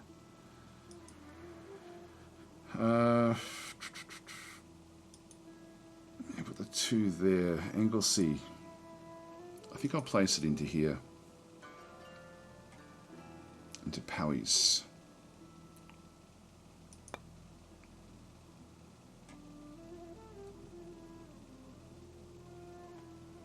Where was it? In Noble. Yep, so we'll get that one done. Yeah, it's a good idea. Bioff saying this game looks really complex. It's sort of, it can be, but it doesn't have to be. It's sort of one of these games where you can almost just click on the end turn button all the time and just see what happens. And then just like the thing I prefer just managing the army. You know, sort of have the army sort of going. We now actually have the four different Ostmen, which is a good solid army. Our money situation, our military upkeep is now -18. And what it does do is it sort of now we can keep up to 10. So we've got 5. Yeah, so one of the Brythonic foot is now going to start to cost a bit more. But that's okay. I'm actually happy with what we're doing through there. We're still getting plus 17 manpower, which is good. So you have essentially a garrison that you can, not even a garrison, I forget what it's called. It's like a standing army of 10 units. Even though we've got actual standing army units in through there, this extra Ostmen are going to help a lot with what we can then go and do. So Wessex is going to start to struggle here again now, and I'm thinking I don't know whether to go up this way and then look to take on the Northumbrians. I think I'll move up that way. If I just click the army and then right click. The army we've now got is very, very strong. So you've got that Welsh army there. If we merge with that one, there we are. So just bring that other Brythonic foot back into that particular group and move them up. So that's now done. Yep. So I'll just keep them all together, and this is quite a strong little army. So we might see if we can take out Northumbria. I'm not sure when we can actually sort of declare war. If I go and have a look at them, I'll sort of get ready to do almost sort of surprise attacks. It's a Mercian army there. Combat power 26. It really doesn't have anything that we have to worry about. So Bioff saying complex is good for me. Let's not forget the stuff I have to do. Well, it's sort of one of these things where the game has got one thing that's really, really quite cool in the game. Like, for example, we saw down through here that with diplomacy, we're now talking to John the Good, which he's 2 years old or whatever, age 0. He's only just been born basically, so he's like a 1-year-old. So he's going to have there'll be a people around him to sort of make the orders for him. So they're still at war with a whole lot of different other forces, and so it looks like where we had William the Conqueror, like his 16-year-old brother, I don't know, So we'll go and we can figure things out by the messaging system. So if I go down into the messaging system down in the bottom here, so click to show the detailed message log. So if I bring up the detailed message log in through here, we can then sort of see the different things that have occurred in our current turn. So when we sort of scroll through this, I don't think I can make that bigger. So I might be able to. If I go and not sure how I can make that one bigger. I thought I could. Click to show the message log. Anyway, what we can do here, I'll leave that one where that is. We're looking at explicit broadcast view messages relevant to your nation or a general broadcast, which is what we've got currently on there. We can view all messages only concerned with your allies, so we can look at the allied messages, and so that will then change the things that we see on the screen. Or we can go to foreign, view messages unrelated to your allies, and we can have a look down and see different things that are happening in around us. So we can see that there's been a new population in Cornwall, there's been a new population in Wiltshire, so this is all part of Wessex. Back and through here, General Conyngham of England has made a great discourse motivating his troops in London, so we can sort of see that the London forces are moving up. We've got a siege happening through here. While besieging Southampton in Hampshire, England did not manage to inflict casualties on the defenders. A battle has been fought in Hampshire between East Anglia and Wessex. With his final breath, General Ostrad uttered a rallying cry for his troops during the devastating Battle of Hampshire in Wessex. So that all happened this particular term. We can look backwards because we're not seeing, when the baby took over. So we can go back.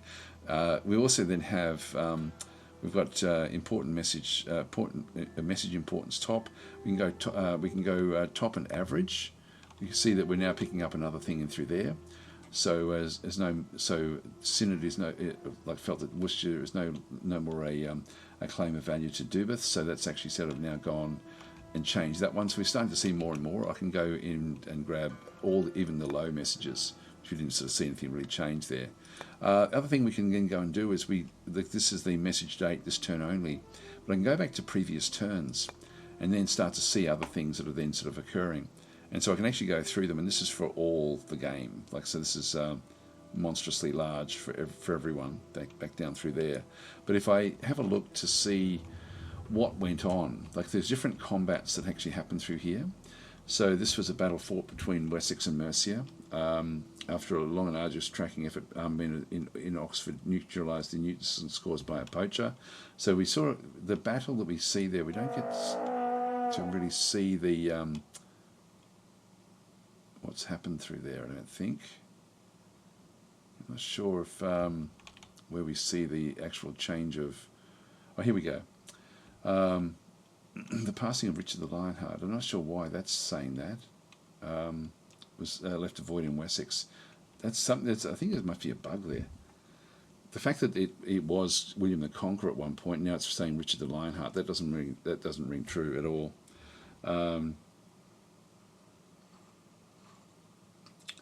So they've been in disarray. Battle has been fought. So the House of Wessex does not suffer the insults of Anglia any longer, so war was declared. That was in turn 27. Turn 29, a significant gesture of goodwill. Grufford of Llewellyn of Wales bestows a large sum of 80 money as a generous gift to Wessex. So we did actually give them we did pay them off. That was previously. I forgot about that. Turn 32, with the demise of Harold Godwinson, Wessex is in need of a new sovereign, and Richard the Lionheart has answered the call. So there's something wrong there with the naming.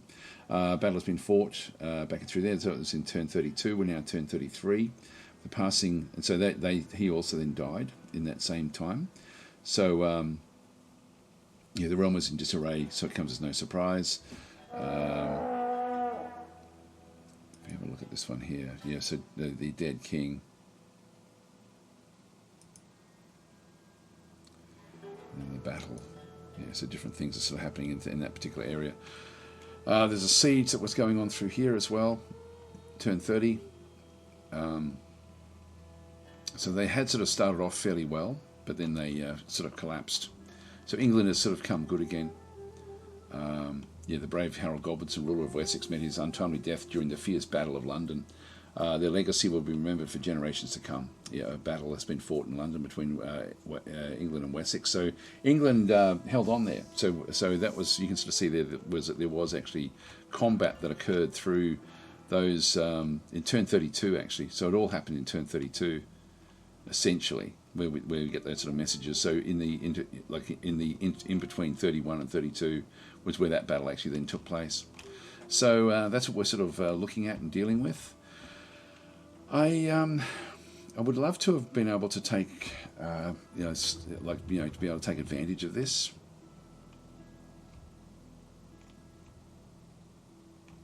If we open up what we've got, I think we'll let it go one more turn, and then we'll sort of come back in. But this is we can just go back to normal turn, and just back to what we're looking at through here. So this is the different sorts of stuff that we've now completed. Got 6 open slots in Morganwig. Now, I can just step in to tell them what to build. So we'll just see if there's anything good. This is hovels. Money, manpower goes up, which would be important. The stud.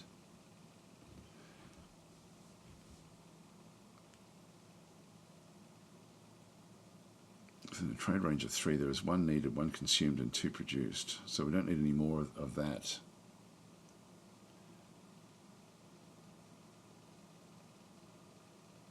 Leather workshop. This will give us equipment of 12 from wool and flax. Money goes down. We've got lots of money, so maybe we'll go that way. So we'll just go and build that one there. The other ones that we've then got, this one's now full. Maximum has now been reached. Till we get more population. It's building at Anchorage. And we've got a common cemetery being built there. That's okay. Yep, still got a few turns there. Still got a fair few turns there. And there as well. Alright, that's fine. Alright, let's end our turn.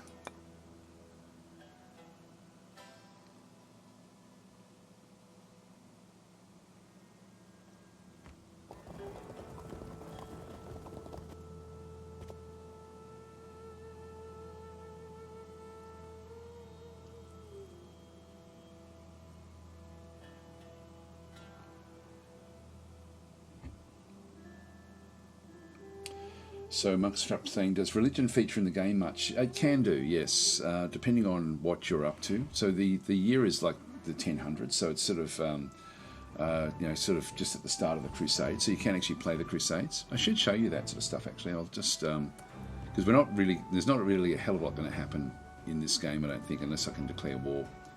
I'll see if I can actually declare war against the English again.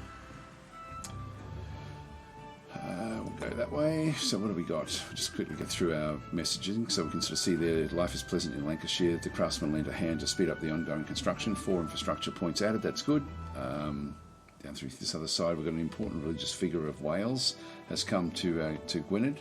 Religious festivities and processions ensued to the benefits of the population. So we've got that one through there, which is fine. The authority is not a problem with what we actually end up having. So that's all okay. We received a new regional decision, so reinforced a march. So this is reinforced a march. What does that one do?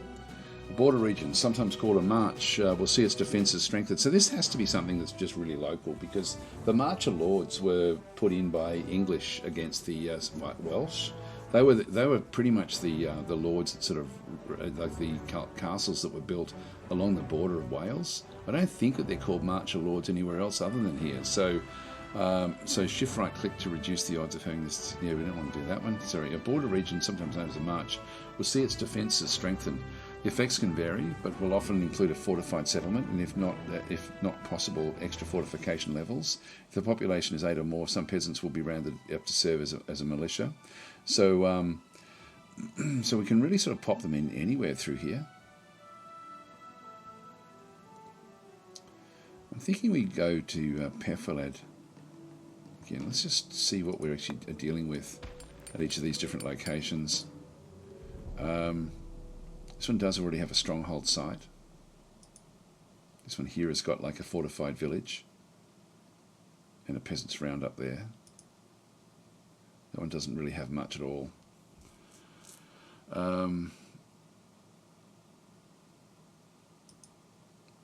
go down into things like Cheshire, which just got a defensive burg.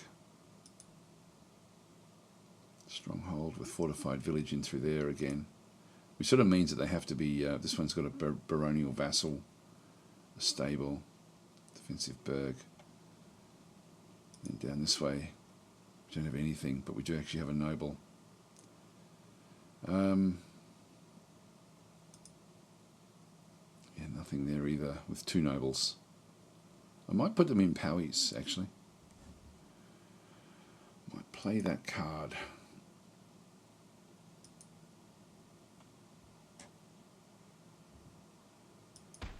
I'll throw that in there. That'll be okay.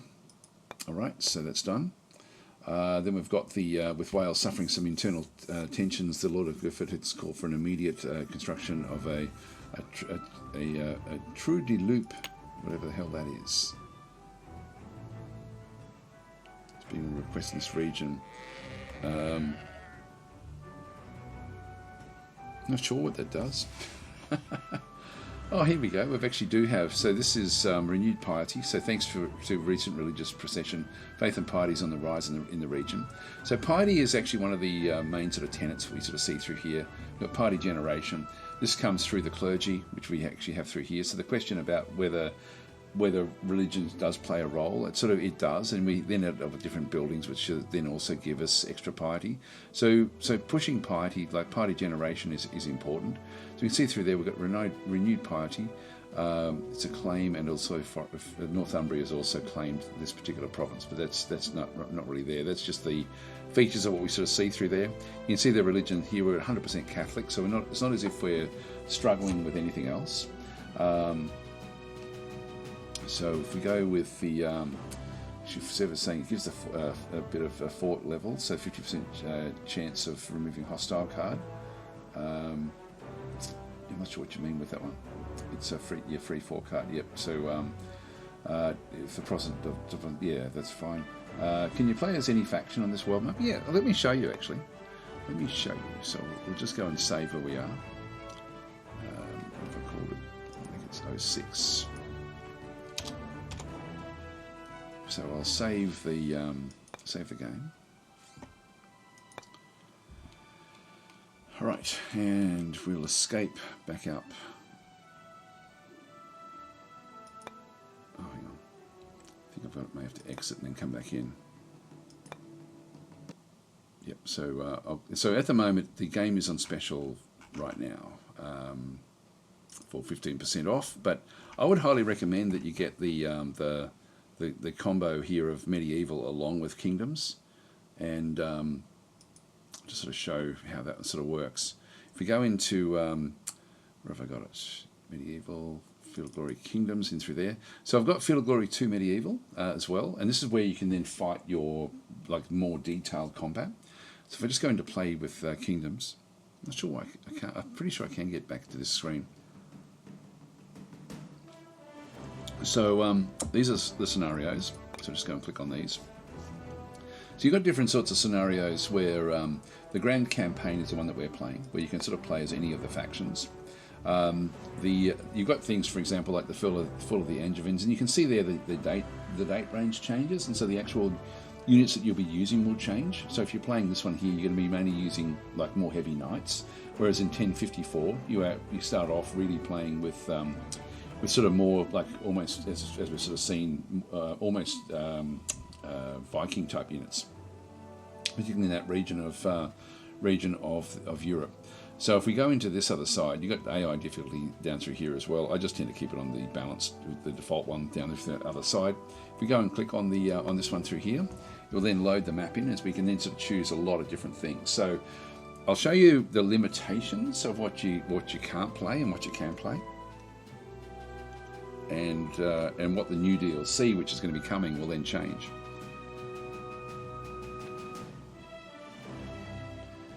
So Strap saying, such an organised games library. Mine takes me all over. Yeah. Well, that's Fences. I use a program called Fences to organise my desktop.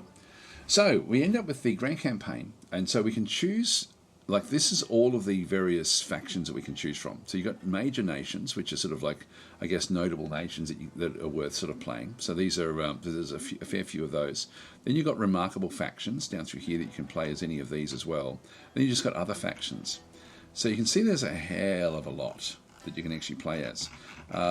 So if we go and have a look around on the actual map itself, and if I start to sort of scroll around, so it goes from the like essentially Scotland and the islands in through here, Ireland on the other side through that side, all the way down into North Africa. So you've got the Almoravid dynasty, and you can play as all of these. These all play, everything plays very uniquely for the actual faction that they're playing. You come across the top of North Africa with various tribes, various sort of empires and things, the dynasties, again, the various Muslim dynasties coming back and through this other side.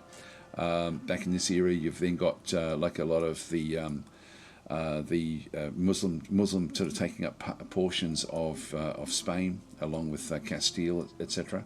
So it's sort of it's set pretty. It's very, very detailed in the sense that it does reflect history.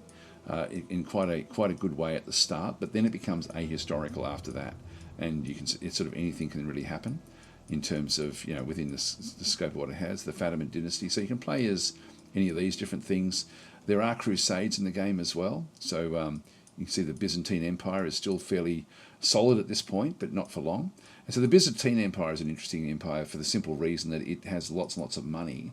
So this is actually a high difficulty one, but high interest as well. And so they have lots of money, which means that they rely on mercenaries. They don't rely so much on their own troops, even though they've got like a large area. It then goes all the way across from there, into towards the Arabian Peninsula, and then back up in through here into Persia, with the various sort of the Seljuks, I'm guessing back in through that other side, through up into the various hordes up through this other side, the Black Sea, Crimea. Then we've got the different hordes in through this other side as well. So we've got the Cuman horde. Then you've got Rus and other locations down through this other side, Lithuania, Kingdom of Poland. So you've got there's a lot you can play as. When the new DLC comes, they'll be extending it a lot further to the east. So it will then you'll be able to then start to play as some of the Indian areas, as well as playing sort of more into these areas as well. Now you'll notice that a lot of these you can't play as. Like if we go, for example, the thing that I've been interested in is we've got the Obotrites in through here, for example, which is an army. But then over through here we've got Pomerania. We've got Prussia, which in Prussia is actually not a playable faction. Like if I go and click on Prussia, it's actually, even though it exists as an entity, it's actually just tribal, and that will, with the new DLC, we'll be able to start to play as them. So I can't play as, if I click on Russia, they're not actually in the list because they're not playable. These guys here are also not playable, so the Obotrites, because they're tribal. So anything that's tribal can't be played. Then we come into the actual, like the playable factions in through here. So I can start to actually click on these different things, and they'll start to come up like Saxony, Frisia, but these don't show up. These will become playable with the DLC, as I said before. Jutland, back in through there, we can play as Jutland. We've got Denmark over this other side, Skane, and so these and each of the actual factions, if we sort of zoom in, you'll sort of see the sort of style of equipment that they're going to have. Like these are sort of like early medieval knights, whereas where we're playing in Wales, our main force that we started off with is just skirmishers, because we're protecting the mountains. England has got more of these Viking Huscarl type units, and you can see the Huscarls up through this other side. As we start to come down into France, we're then looking at more of the knights on horseback, spearmen back through this other side, bowmen. But their armies are bigger than what we're seeing through here, and so the different groups, as we then come back down into actual areas, like these are more so like spearmen, armoured spearmen back through this other side, all the way through that peninsula. Sort of more skirmisher type troops with the Muslim troops coming back down through the other side. So there's a lot of different areas you can play as, and so it's got like a difficulty rating depending on where you play. Even the Papal States, like if you can see, we can't play as the Papal States, but they actually have a position. I don't think we can. What's that one there? This is you've got the Italian states in through this other side as well. But the Papal States are where the papacy actually is. So you can play also as Venice, for example, which is a this is a, I don't know if it'll sort of show us in through there, but this is actually a republic. So you've actually got different mechanics for the republics, and I think Genoa is that have it as well. You play as them as well, and so these are in the remarkable factions area. But there's a lot you can play, and so when you actually play the game, the Holy Land at this stage is not open, but the Pope will then declare, and it'll go back to our game, but that's actually just the scope of what it does actually have. Just go and load in that one. But it's very, very cool. It's massive, and you tend to sort of just play in the area that you're comfortable with. But then there are also the other that's the grand campaign. But then the smaller campaigns just take a small portion of the map, and then you sort of play within a more organised sort of area, but like for shorter period of time.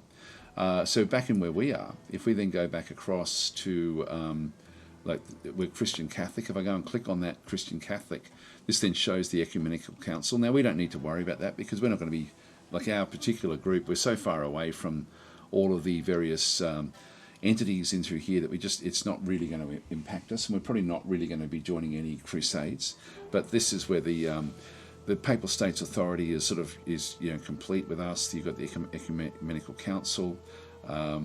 This is the Holy See is for the Papal States. For the Muslims, it's the Champion of the Faith with the Seljuks.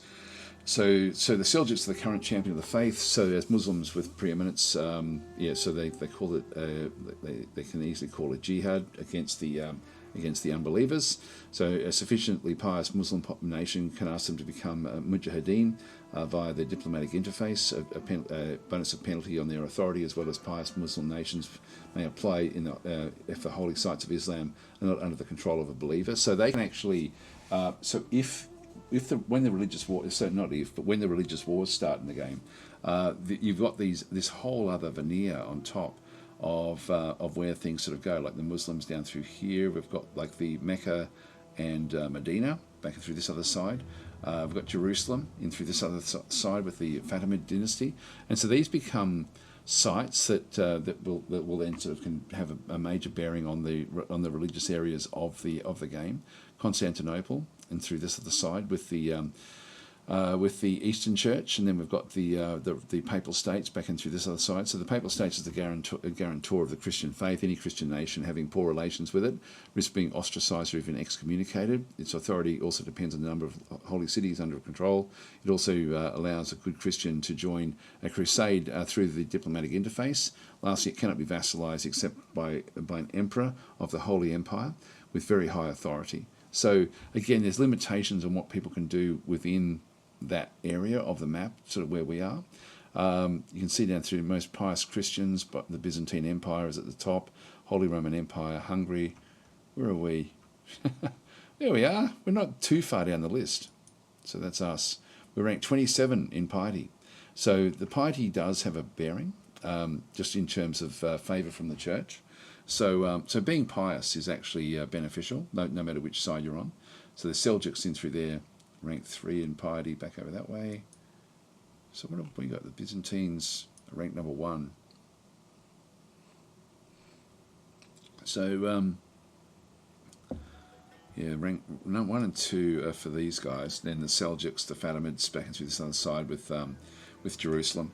So it's quite detailed, and then they can then call crusades back and through here as well, which sort of makes it fairly interesting. And there's all sorts of different things. Then we've got diplomacy overall. Again, actually, we saw that one before. Wales itself, this is actually our nation panel, which I haven't really sort of shown much of this other than looking at the actual petty kingdom itself and how we progress or fall back. The mechanics in this are very, very cool. Yeah, so Sev is saying if you're on top of the piety list, you also get extra authority points. Oh, okay, there we go. Not sure if it was the top 10 or 20 that get it. Well, we're 27, actually, so we're not that far off. Don't know. But this here sort of shows the report for Wales with what we actually have.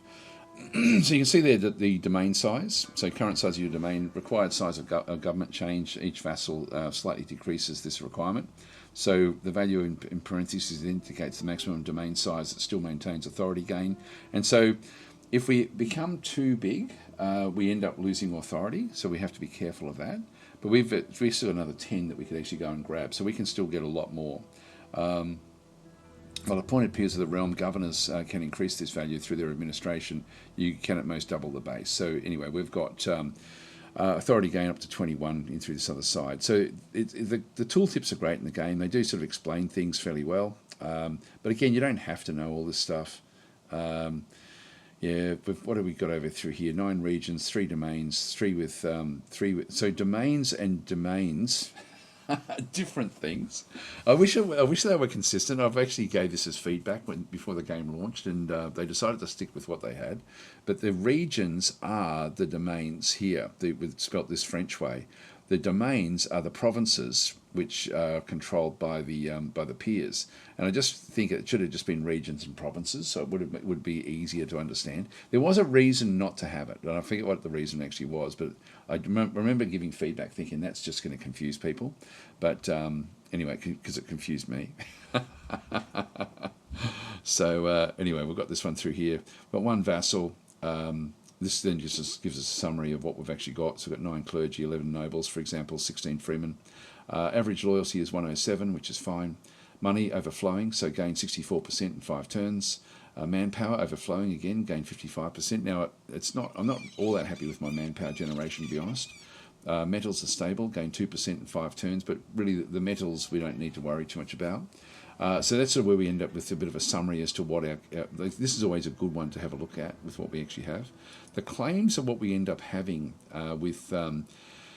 So we have a claim of Gwynedd. We also have a claim of Cheshire, which we've now taken. So we've actually got 2 of the claims. Essex is the next one, which is miles away. So that's actually that's a bit of a problem.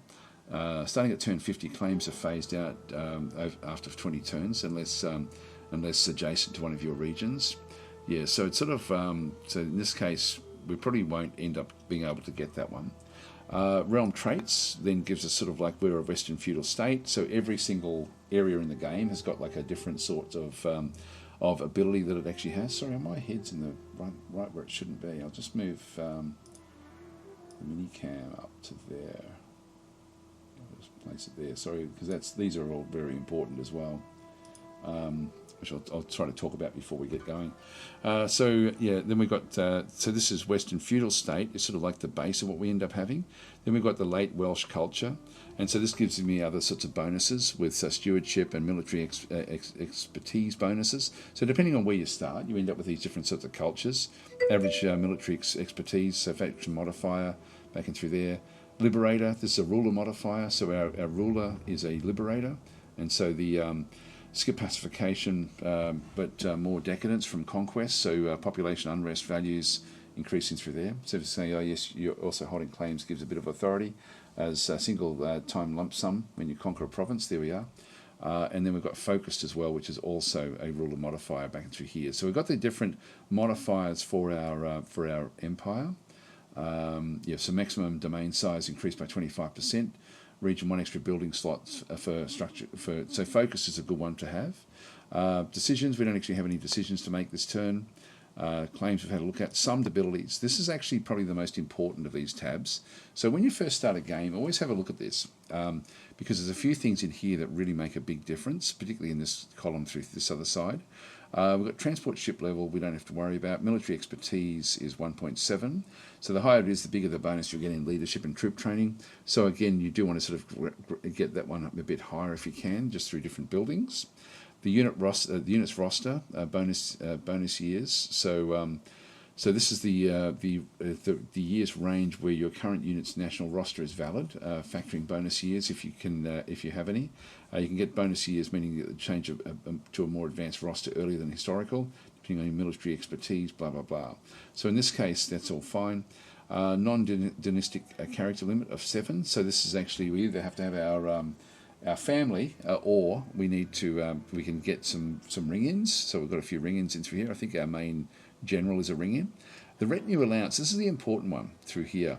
This one is you don't pay for the 10 most expensive units in your army with whatever the retinue allowance is. And this can chop and change a little bit depending on who you play as. So just be aware of that. Always have a look at that, see what that takes, because that can, if we go much over 10 units, we're then going to start to pay through the nose for our military. Current number of standing army units is 5, and the maximum number of standing army units we can have is 13. So this is the maximum we can actually field of actual standing army units. Usually when you start, it's a lot less than that, I think. So, and the only standing army units we saw when we have a look at that one were the noble cavalry. So I can keep on getting more noble cavalry, up to 13 of them, but then I can't get any more than that. So, but I'm sort of happy with what we've got with our current army. I'll just close that screen, but that's an important screen as well. There's a lot of these things are fairly important. The ledger is incredible. Again, just goes through. This is the region's overview with what they're doing, so you can sort of keep track. But you've got battles, what actually happened, sort by turn. Actually, I'm not sure how far back we can go with this. As for Wales, I mean, we can look at anything in the game there. I can go to filter by enemies. No, that's okay. I'll just leave it where it is. Anyway, I don't tend to look at that one. But but these actually do give a lot. You can then sort of see. This is actually just looking at the dynastic age and authority, the rank, going back through here as well. Tokens, sort of when we've actually got those different tokens coming back up, etc., etc. There's a whole range of different stuff in through here. Aging tiers, government categories, government status. There's just a lot in the game. Anyway, that's the different characters that we actually have. So this is the people at court, what they're doing, what their age is, what their loyalty is, if we know it, things like this, which is interesting. Anyway, it's a very, very cool resource. So I think we'll just end our turn here. I don't think there's much else we needed to do there. So yes, they're saying if, as I doubt you've got any two-tier jousting bills, can give you extra sows. I'm not sure what sows are. So standing army unit. So there we go. So one of the dukes must have a +3 standing army unit perk. Oh, okay, yeah, maybe. Anyway, let's continue on. So there's a lot of complexity in the game, and with the buildings as well. Like there's 600 different buildings in the game. Or more, I think now. Can you send characters out on missions? You can send them off on crusades, where you then still, sort of participate and control what goes on. I'll try to declare war before we finish up and move into Northumbria.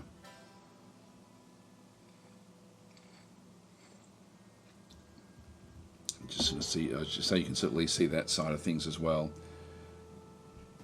There we go. We've got another aging token. One more, and we then go to an advanced petty kingdom.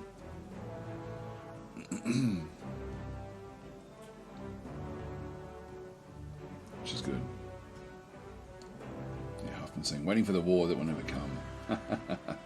So you don't send the characters are not rich and deep in the sense of other games, like where it's more character based. This is much more about what you do. A jihad, here we go, so right on cue, a jihad has started. So heeding the devout urgings of Almoravid, legions of the faithful embark on a jihad, ready to confront the threat posed by Castilla. So Spain is now suffering a jihad. So the Muslims have now sort of are going to be pushing to try to suppress Castile. So yeah, that's fine.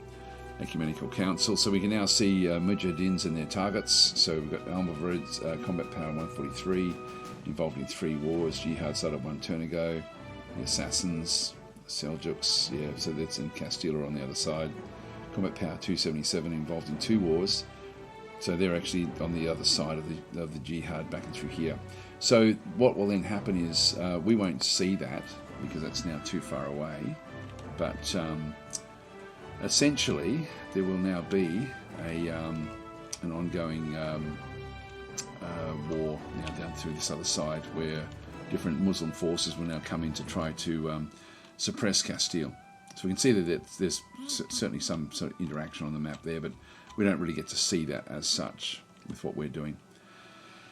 Okay, so that is, yeah, that's sort of right on there. Prepare for the Reconquista in 100 turns. There we are. Yeah, there is actually a one you can play as the Reconquista, which is interesting from either side actually. Lancashire is we crushed the invaders in through there. Received a new regional decision, so incite heresy. Don't know if I want to use that one. Wales has received a progress token. It's now sitting at 4 progress tokens. That's good. So this is actually now our stable petty kingdom. One more, we then go to the ascending petty kingdom and through that side there. So that is good. Now we just picked up what was it? Incite heresy. I'm going to not play that one. I'm going to shift right. No, sorry. We're going to control right click to sell it. So we'll sell that one off. All right. Well, let's go and start to declare a war. Now, to declare a war against Northumbria, because I'm sick of what they're doing. You can see there's a Northumbrian army through there. Now, this is interesting. This is still a big army that we can sort of see in this particular region when west riding. And he's been a really big thorn in our side. And so his army is larger than ours. He's got lots of spearmen, but he doesn't really have any really strong units. So he's got light javelin horse. So he's got a lot of skirmisher type horse, but not a real lot of actual troops. So we should be able to push him back a little bit. Let's just see if we can actually do this. Now we've got 2 armies there. Yeah, this one's taken a bit of a beating. It's a lesser leader. We've got our guy in through here with less forces, but we have stronger base forces in through here. And you can see there that these guys have gone up a fair few levels as well with what we've been doing. So we've got a very much a veteran type army. Now we're not at war with them yet, so we'll declare war. I'll just go back in and click on. If I click on Northumbria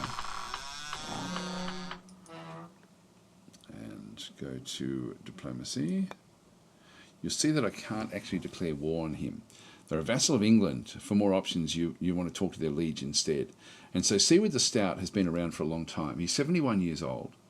His health is poor, but he's been a very, very good leader for them. And it's sort of been interesting, but going back through the other times that we've played it, he's been very, very good. And I want to crush him. I want to absolutely crush him. So. And it's going to be difficult, but we'll see how we go. So if I just go back to England and go to diplomacy through here, and if we're going to, they hate us. This is Edric still. I'm not sure if we have to,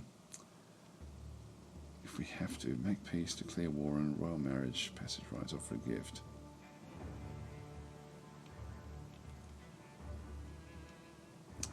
This is a transaction. I don't know if I can do any of these because I think I need to wait 4 turns, and so I'm probably not going to have the. I'm not going to be able to just do it now. I've got to wait 4 turns before I can declare war. So I'm not going to do that. But so we are sort of kept apart for a little bit of time. Now Wessex will be still struggling. Comes the Dubith fleet down the bottom there. Should be able to do the revenge raid thing. Where was it?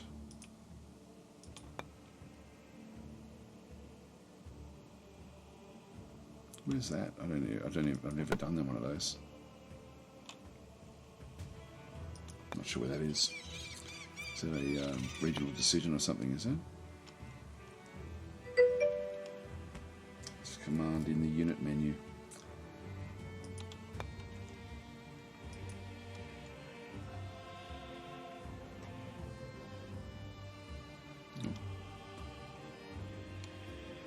knowledge.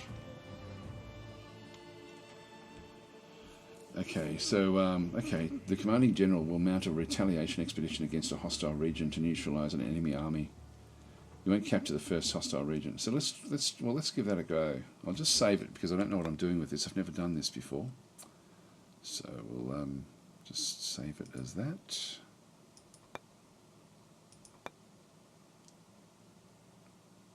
Yeah, that looks interesting. Retaliate.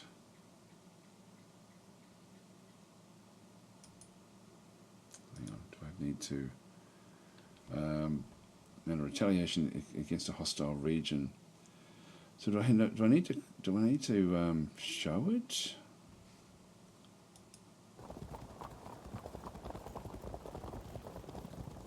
Okay, we'll give it a go and see what happens. So yeah, they're attacking a bigger one. We'll just give it a go. That's why I saved it. So it did a save scum. Do I have to click on the actual region that we're retaliating against? I don't need to move a force, do I? So it is going to retaliate on that region there. So let's just try that and see what happens. I don't think I need to move the units should return back to your. Do I need to move them? The move commands needs to be done. Okay.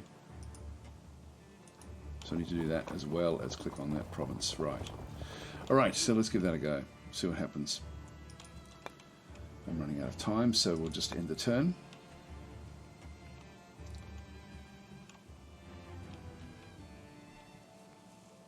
So their combat strength is calculated at 148. You can see there that they've actually moved off. All right.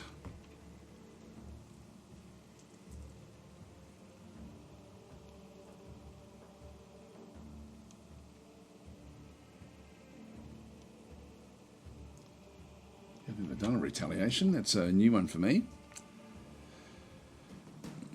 So we still haven't got another progress token.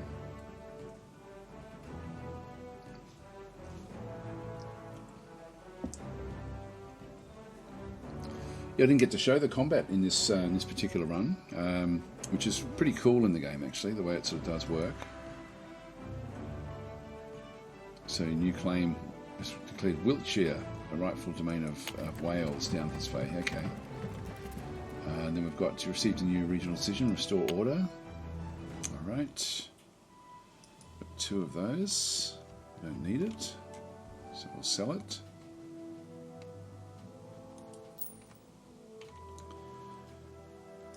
And we didn't get any message about the raid that we did. Didn't seem to sort of kick in. Still can't do anything yet with declaring war, so we've still got a couple more turns.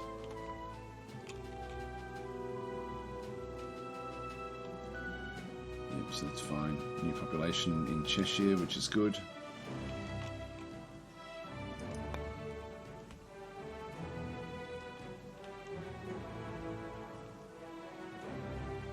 Yeah, they escaped.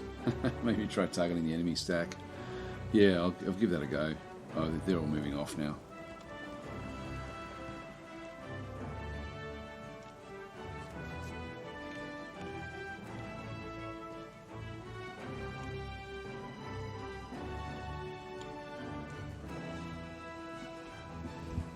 I'll just declare a normal war and then go and take their capital.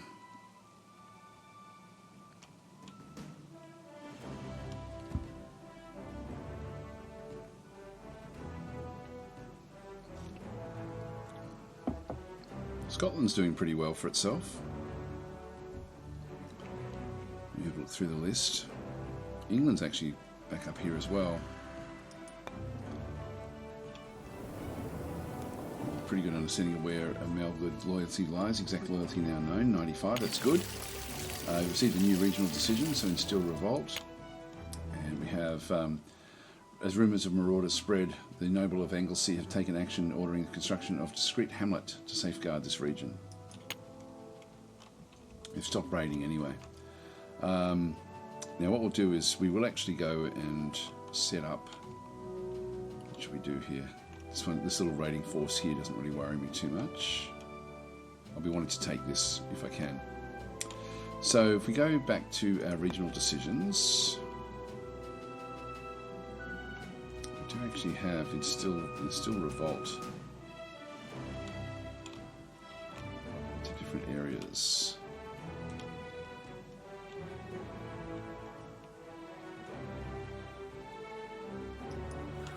Pop in there. So they're playing their own cards.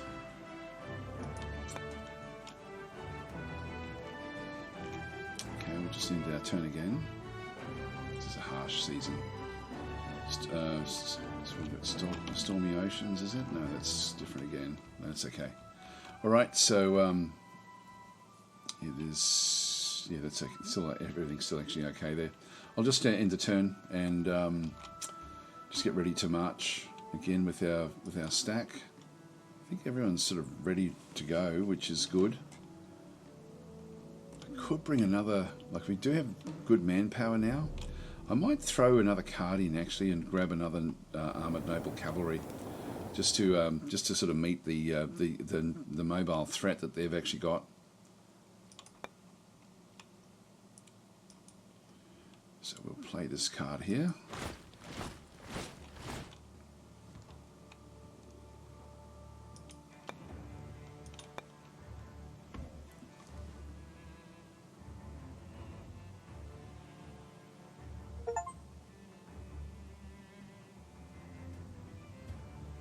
That one through.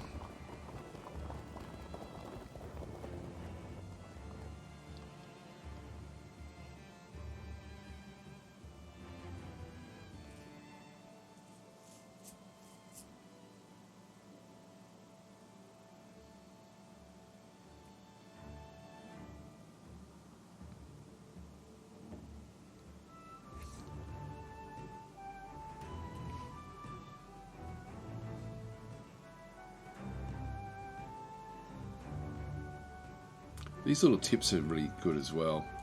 You sort of see through there, your army upkeep will soar when at war. Standing army units have a discount if you're at peace. And all units have an extra discount in their own territory. So again, that's going to mean that the money will go up a lot. We've pretty good understanding of, yep, that's okay. We don't need to know about that one. Choose a new regional, so forage the land. And left alone is Tranquil Vale. Peasants of Anglesey gather 25 extra food. Cool. That's good. Okay, so they're all done what they're doing. We listed talented combatants. Just go back to the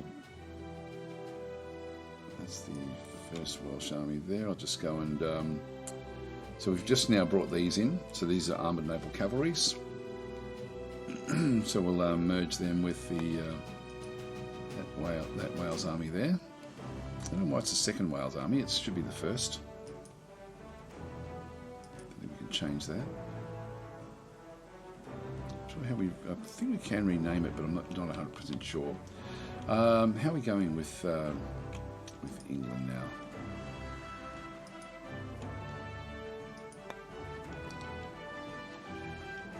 Peace for one more turn. Okay, so let's just let it run out one more turn's worth.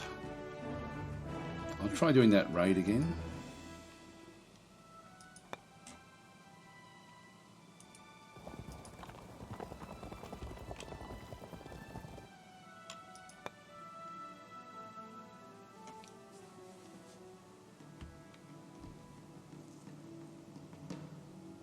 Oh, okay, so Civic saying the rename is below the flag on left in the army tab. Okay. I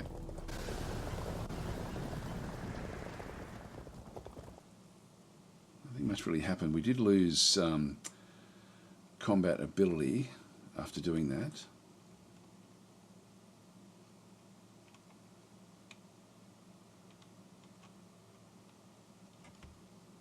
So it looks like some of the readiness may have been taken out of the different units.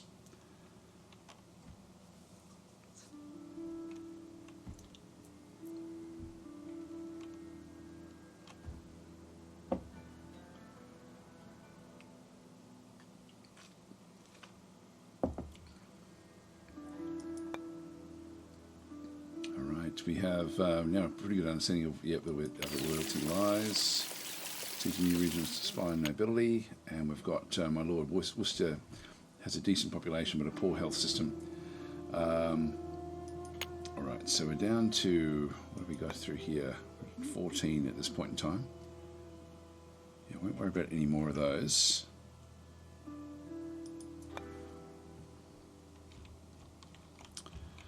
Well, we've got 199 in through here. I'm guessing we must have, yeah, its effectiveness has sort of moved off. They're not 100%. So I think I'll have to stay here for one more turn, and then we'll declare war. In fact, I could still declare war, but I'll just get these guys back up to fighting fitness.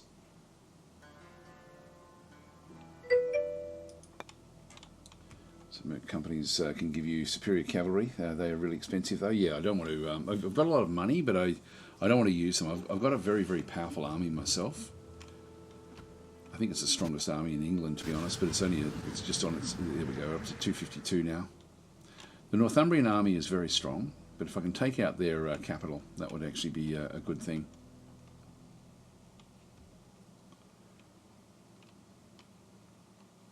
It's now the year 1073. And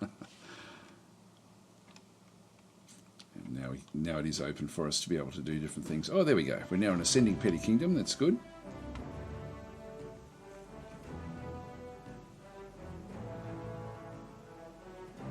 Yeah, the tips are worth reading, and you can actually just access them through the options. You can just read all of them. Quite good at just giving you an idea as to just how expansive the game actually is with what it does do. Under the rule of Grufford, Wales is reformed. Is now known as an ascending petty kingdom of Wales. Great. So we're almost sort of now moving up. The next move up for us is to move into a young kingdom, and from there we can't really go backwards without civil war. So we're sort of doing well here. So we just need to keep on ascending with what we've got. Peace treaty between England and Wales is now ended. Perfect. So now we can go back to war. So if we go and have a look at at England. Now Wessex they're still at war with. So we will now throw our hat in the ring and declare war. So we can now sort of go and do this one. We'll be declaring war on England. There we go. That's good. I don't think I can move in terms of war just yet. We have to wait a turn. Still revolt. I won't worry about that one. I'll just go back to we've got 15 of 16. I don't want to call to arms, fight the plague, forage the land, force march, forfeit claim. I'll go and actually get rid of that one. Control right click. Give to appear. I'll leave all these where they are, I think.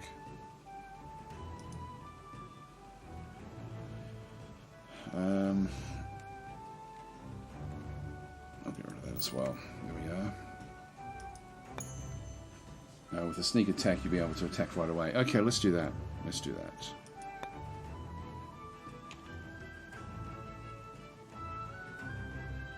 Yeah, that's good. So we received that token. All right, so we do actually have the decision for a sneak attack. So the authority cost to declare war is reduced by 20 points against the nation you've triggered with this decision. Also, you can plot the movement of your troops the same turn you send a declaration of war.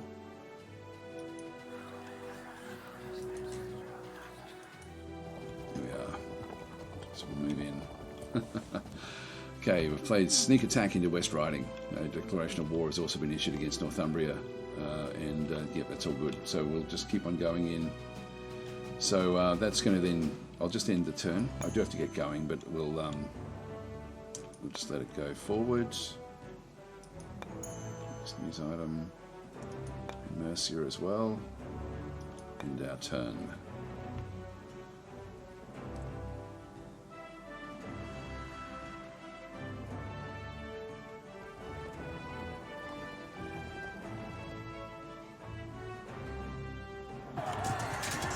So this is there's different ways of playing the game, and I'll just finish off by sort of showing you the different ways of doing it. We've got a battle in West Riding, so we've got our main group who has got like an attack value of 2 against Kulcham, who's got a defence of 2. So they're going to cancel each other out there. They've only got 1 unit with combat power 5 against our 17 units back and through here. Now I can either just view the battle. It's an auto battle system in this part of the game, or I can export it. Now it's not worth exporting out for just one of these, but I'll just go and view the battle. And so, and it's a bit hard to sort of see, but they've got the light javelin horse in through this other side. We're just going to play out this first phase, which is sort of like the first phase is a ranged phase. And we've exhausted them, so you can see down through there, their effectiveness is now down to 0, which means they're not really going to be able to hold up. And then we've got our heavy Ostman in the middle. We've then got the Brythonic foot on the outside, and then we've got the different cavalry. Now, it's going to be over and done with very, very quickly, so they're just now going to move in. And so the basic attacks that the Ostmen have is 9 against 2, because they're exhausted, of these guys. Now, they're defending a hill, which does give them an extra defense bonus. So it's sort of I won't go through in detail how this one does work, but it's really quite cool the way it does work. The frontage is how wide an army can actually be, and so they haven't got a leg to stand on here. So they've each got 3 rolls, extra rolls, to sort of try to roll high numbers out of a 10-sided dice, which then gets added to this basic. So you can see that down through there we've got 8 combat rating for the Ostmen. Then we also have armoured noble cavalry just helping as support. So +1 support bonus gives them 9 points. They've only got 2 points, so this one shouldn't really be a problem. Yep, so we destroyed them. And that's it. So battle over. They're nice fast battles when you play them this way, but you can export the battles out. So when we get the big attacks coming in, we will actually, and we only defend at 1, so we're going to have to be on the lookout for their big army. So we've got that one there. Still processing the turn. So it is a WeGo system.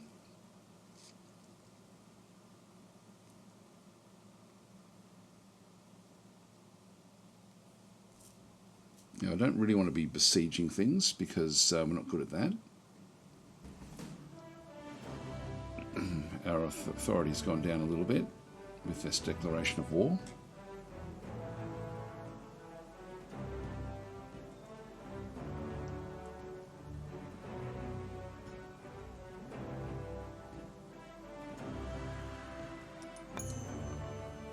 East Anglia, we cannot condone your intention to obliterate England, so they shall have our unwavering support. Of course, this is now the vassals coming in. It's funny, Mercia didn't say anything. Next news item, what's that? Yeah, Wales has launched a surprise military campaign against Northumbria. History will judge if the move was bold or treacherous. Any more news? Yep, next news item in through there. Drums of war sound as Wales declares open hostility on Northumbria. Next news item. This is war. The soldiers of Wales draw their swords against the armies of England. And that's it. So that's all the different news items in through there. So Sinweek has arrived at court. Okay, so we've got like a new person that's now arrived because we've now got the higher level. And we've also got Highwell as well. And so we've got 2 more people that have now added themselves to our court. A battle has been fought. That's just a summary of the battle. I'll just right-click on that one. We don't need to see that one. Vassals have been called upon by both England and Wales. Mercia is joining in with the main army of England. Okay, so they're now sort of going to be joining into the south there. I do want to ultimately end up down this way. Then we've got the Jubeth is mustering his men to strengthen the armies of the Liege Wales, warring against England. That's good. The armies of Jubeth are joining as well, so they'll actually send an army across. They'll probably sort of protect the holdings for a little bit of time. We have now a pretty good understanding of where Nest loyalty lies. That's 100. That's good. That's just one of our people. Received a new regional decision. So form vassal. That's good. So we can ultimately get that one done. I'll keep that one. And then we've got in more competent noble with authority has ordered the construction of village roads. Good. All right, that's all good. All right, so we've got those. Now we're in through here besieging this particular town. So you can see there the unbreached walls 1 of 1. Siege duration is uncertain. We're not good at sieging, so I'm thinking that we end up just starting to march down through the borders. So this is also another, well, this is another hill. I mean, in one sense I would like to keep this one here, but we're terrible at sieging. We don't have real good siege. But art of siege, so the art of besieging is known as for the best generals, and when besieged it's also useful to resist the enemy. So region must be under siege, there must be a friendly leader, at least one loyalty, one total ranking, attack and defense. Maybe we will actually call this one in. See how we go. We'll stay where we are for a turn, and leave that one there. The other armies, I was hoping to sort of bounce off this and then just move straight down to then sort of see what happens. The Northumbrian army should start to come back home, and they're going to give us a bit of a fight. Actually, what I should do is try to find a good defensive leader. But no, if I change my leaders now as well, it will upset my army. They're sort of loyal to two specific groups. We're not seeing the Northumbrians just yet.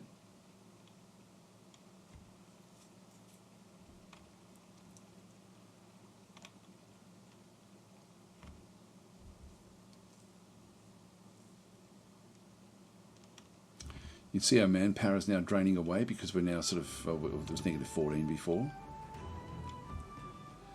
So we're still not seeing the big armies yet.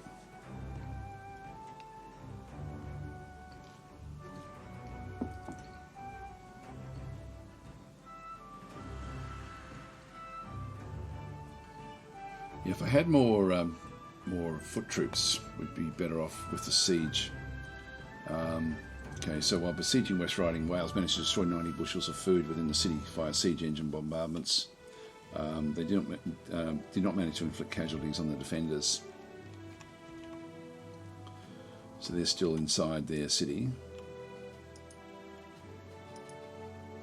The Northumbrian army, there's a fair few of them in there. So he's gone inside. Yeah, it's going to last a long time here.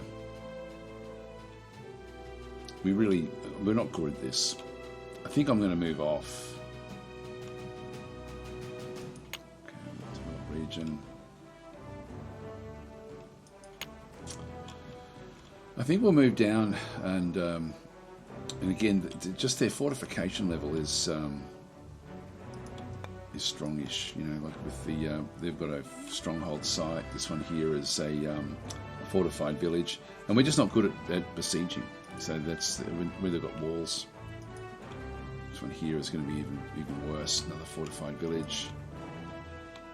Defensive burg in through there. Again, wall levels, and it doesn't take much to stop our army. But I think I will actually just move down through these different regions and sort of head towards where we can actually then at least take on the other armies. So let's move down with these attacks. So he's got 2 attack, but only 1 defense. Now with the new guys that we've got. If we have a look at the group, this is our son, and we can see then that's one offense, 2 defense. The females can't participate in that one, so this is 1-1. Relatives that we've got, let's say 0s, 1s, 1 through there, 1s, 1 and 2. This is the one leading the army, so this is Gronwy. See if the new guys can be helped and can help at all. 1-1, 0-0, 2-2. So Riad is actually a better general. He's very religious. Because he has that better defensive rating, but Gronwy does have a good attack, and he is a flanker. Gets an attack bonus of +1 for the entire stack, but only in open terrain. It's still not too bad. Let's just keep it going. Where this is, so we're just coming straight into here. Just I'll end the turn and just see if we can get another meaningful combat, just so I can sort of show the difference between that previous sort of combat and and I won't play it out because I do have to get going, but I'll just move it across. Let's see if we can catch someone. There we are. They're right there. So we've got Bronwy who's now coming in. Now this is there's 16 units in through here with combat power of 101. So we're actually caught the England. This is Ranulph de Ruas. We're actually attacking, so we've got the 2 benefit in through that side. If I export the battle, I can still go and have a look at this one. So if I go and export this one here, I'll just leave it. I won't play this, but I'll just show you what actually happens. So when we export the battle, I can always come back and reload at that point and just look at the battle as it plays out in the game itself.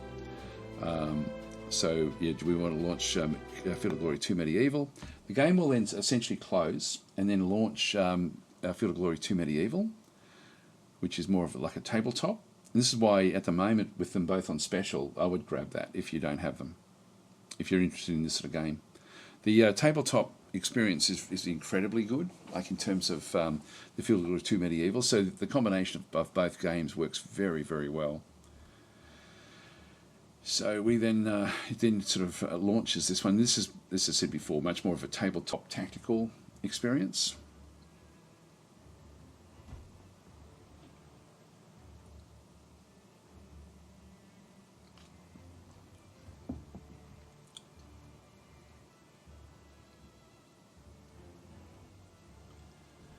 Love the artwork on this. It's just beautiful. It looks great. All the different things that were done.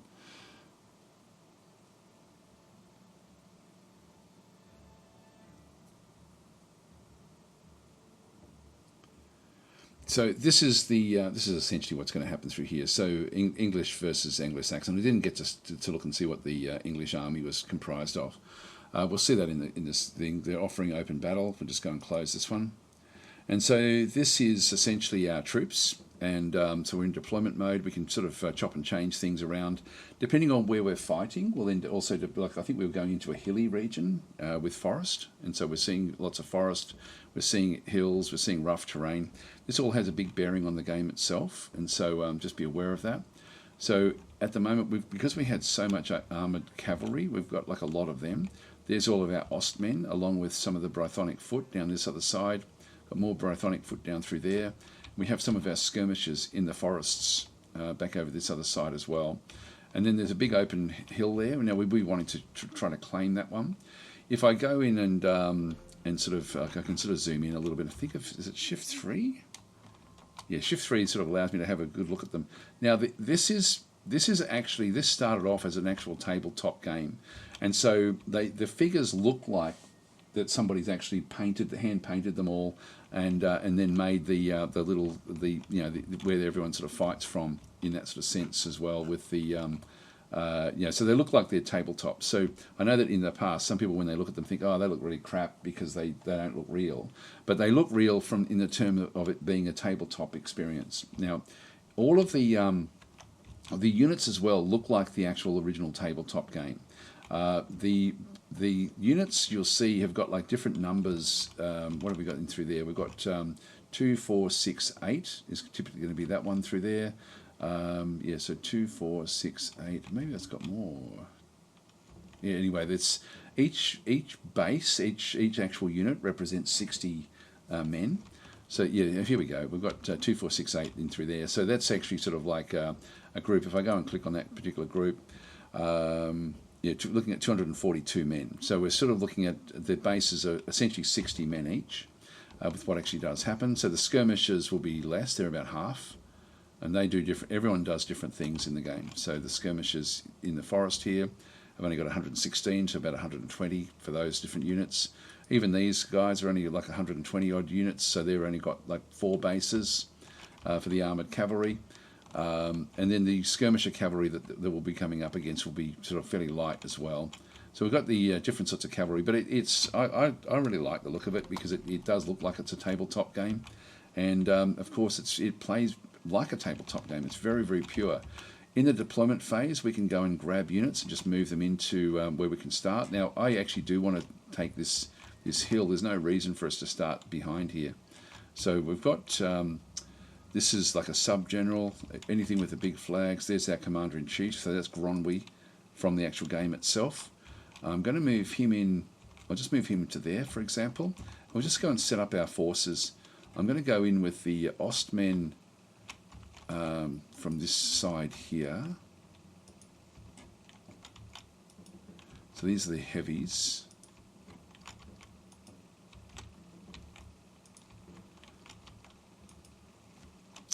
Now the Brythonic foot are mediums, and so the way that these sort of then work is medium will, like the heavy, I'll show you what happens if I grab a heavy unit and put it in a forest.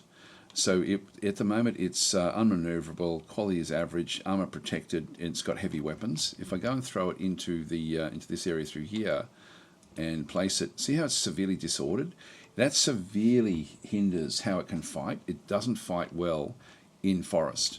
So that's no good at all for it. So I'm just going to move them up. Actually, I can move them up even one more. So I'll just move them all the way up to here. The bases, when they're coloured like this, means that this sub-general is sort of looking after the units, including these Brythonic foots. So this one's here is only moderately disordered when they're in rough terrain like this. So the medium foot can actually operate in the trees. I'll throw one in there. And I'll just move these to the outer edge. That there is rough ground, so they can actually fight fairly well in there. And what we'll be wanting to do is actually bring our cavalry through to try to sort of get into these open areas if we can. So I might even move one of these, like even these two Brythonic foots, just move them back into here and then move them across. Now we've got Gronwy is back into here. I'll leave him back in behind the main force. Then we've got this group of cavalry is under this particular command. So we'll just move that one across to there, just so we can sort of get these guys out. I'm assuming we won't really be having too many major cavalry groups that we need to sort of go and deal with. That is part of Gronwy's forces. I can then just go and I can go and grab the unit, right click and say switch just to that unit's command, so it becomes part of that command. So there's a lot of nuance. This one here is in charge of all of those. Let's bring this armoured noble cavalry across and switch allegiance to that one. Hang on, just go and select it to that one's command, and again we'll just move these up.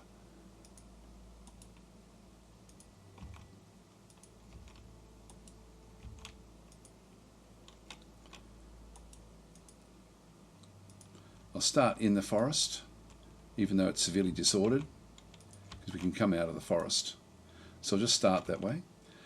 Now these skirmishes, I'm thinking of using these as like just to help with the like there's going to be fighting in the forest, and we're not going to probably have too much we can do with these. So I'll just keep them sort of back a little bit. I was thinking of keeping them all on one side. I might still do that. I'll keep all of them through there. Again, I'll just put them all in with that particular group. They're not really under anyone's command. But once we've sort of established, you know, how we're going to then sort of set up our forces, we then just go, and we don't have that many infantry, so we have to rely very heavily on our cavalry. We're very strong that way. End of turn. Enemy is now going to start walking up towards us. Now, we're seeing through here that they've got mercenary archers, which we sort of had seen, like we had access to them as well. They've got a whole lot of different forces through here, just raw spearmen. These are offensive spearmen, which means that they can actually attack. The default for the game tends to be defensive spearmen, which means that they're really, really bad at attacking, but these actually can attack. Then they've got Huskarls in through there. This is a sub-general. More spearmen, so lots and lots of spearmen. These are also these are very unmaneuverable, and they're not as strong as our units. So our units will be able to break through there, but there's a lot of them. Then they've got medium militia. These are just brigands backing through this other side. They're similar to what we have with our mediums as well, but we're not seeing cavalry. We're seeing just one group turn through there with Ranulf de Ruth, the commander-in-chief, with mounted Huskarls backing through there, which are different again than our actual armoured noble cavalry. So we sort of have more of the British style cavalry. They've got more of the North style back through that other side. And then we're seeing different peasants and things down through there. There's possibly going to be skirmishes, in what's going to happen. I won't play this out, but this is essentially the start of the battle. Essentially, we can sort of now just move up the various forces. I'll move them all up. The whole command. This group, again, you can see they're all sort of selected. We'll just go and they're going to struggle a little bit once they actually hit there, so we'll just go and move the whole lot up. They did slow down a little bit there. Yeah, we can't do much else with them. So they're now moving up. And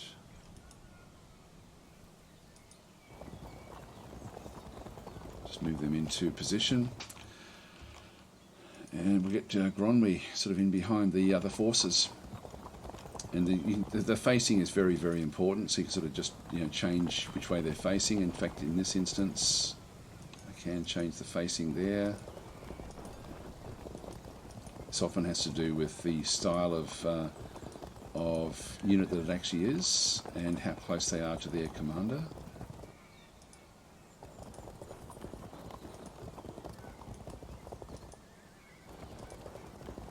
You can see there I can swap the generals out as well. Okay, anyway, I won't keep on playing because I have really run out of time, so I'm going to leave it there, guys. But this is how you can then play out the battles in as full-on tactical combat, and it's an amazingly good system. Like, the actual system is incredible. So I'll leave it there, guys, and thanks for watching. I'll save where I am with this because we may play this out at some other time. I'll catch you guys later. Thanks for watching.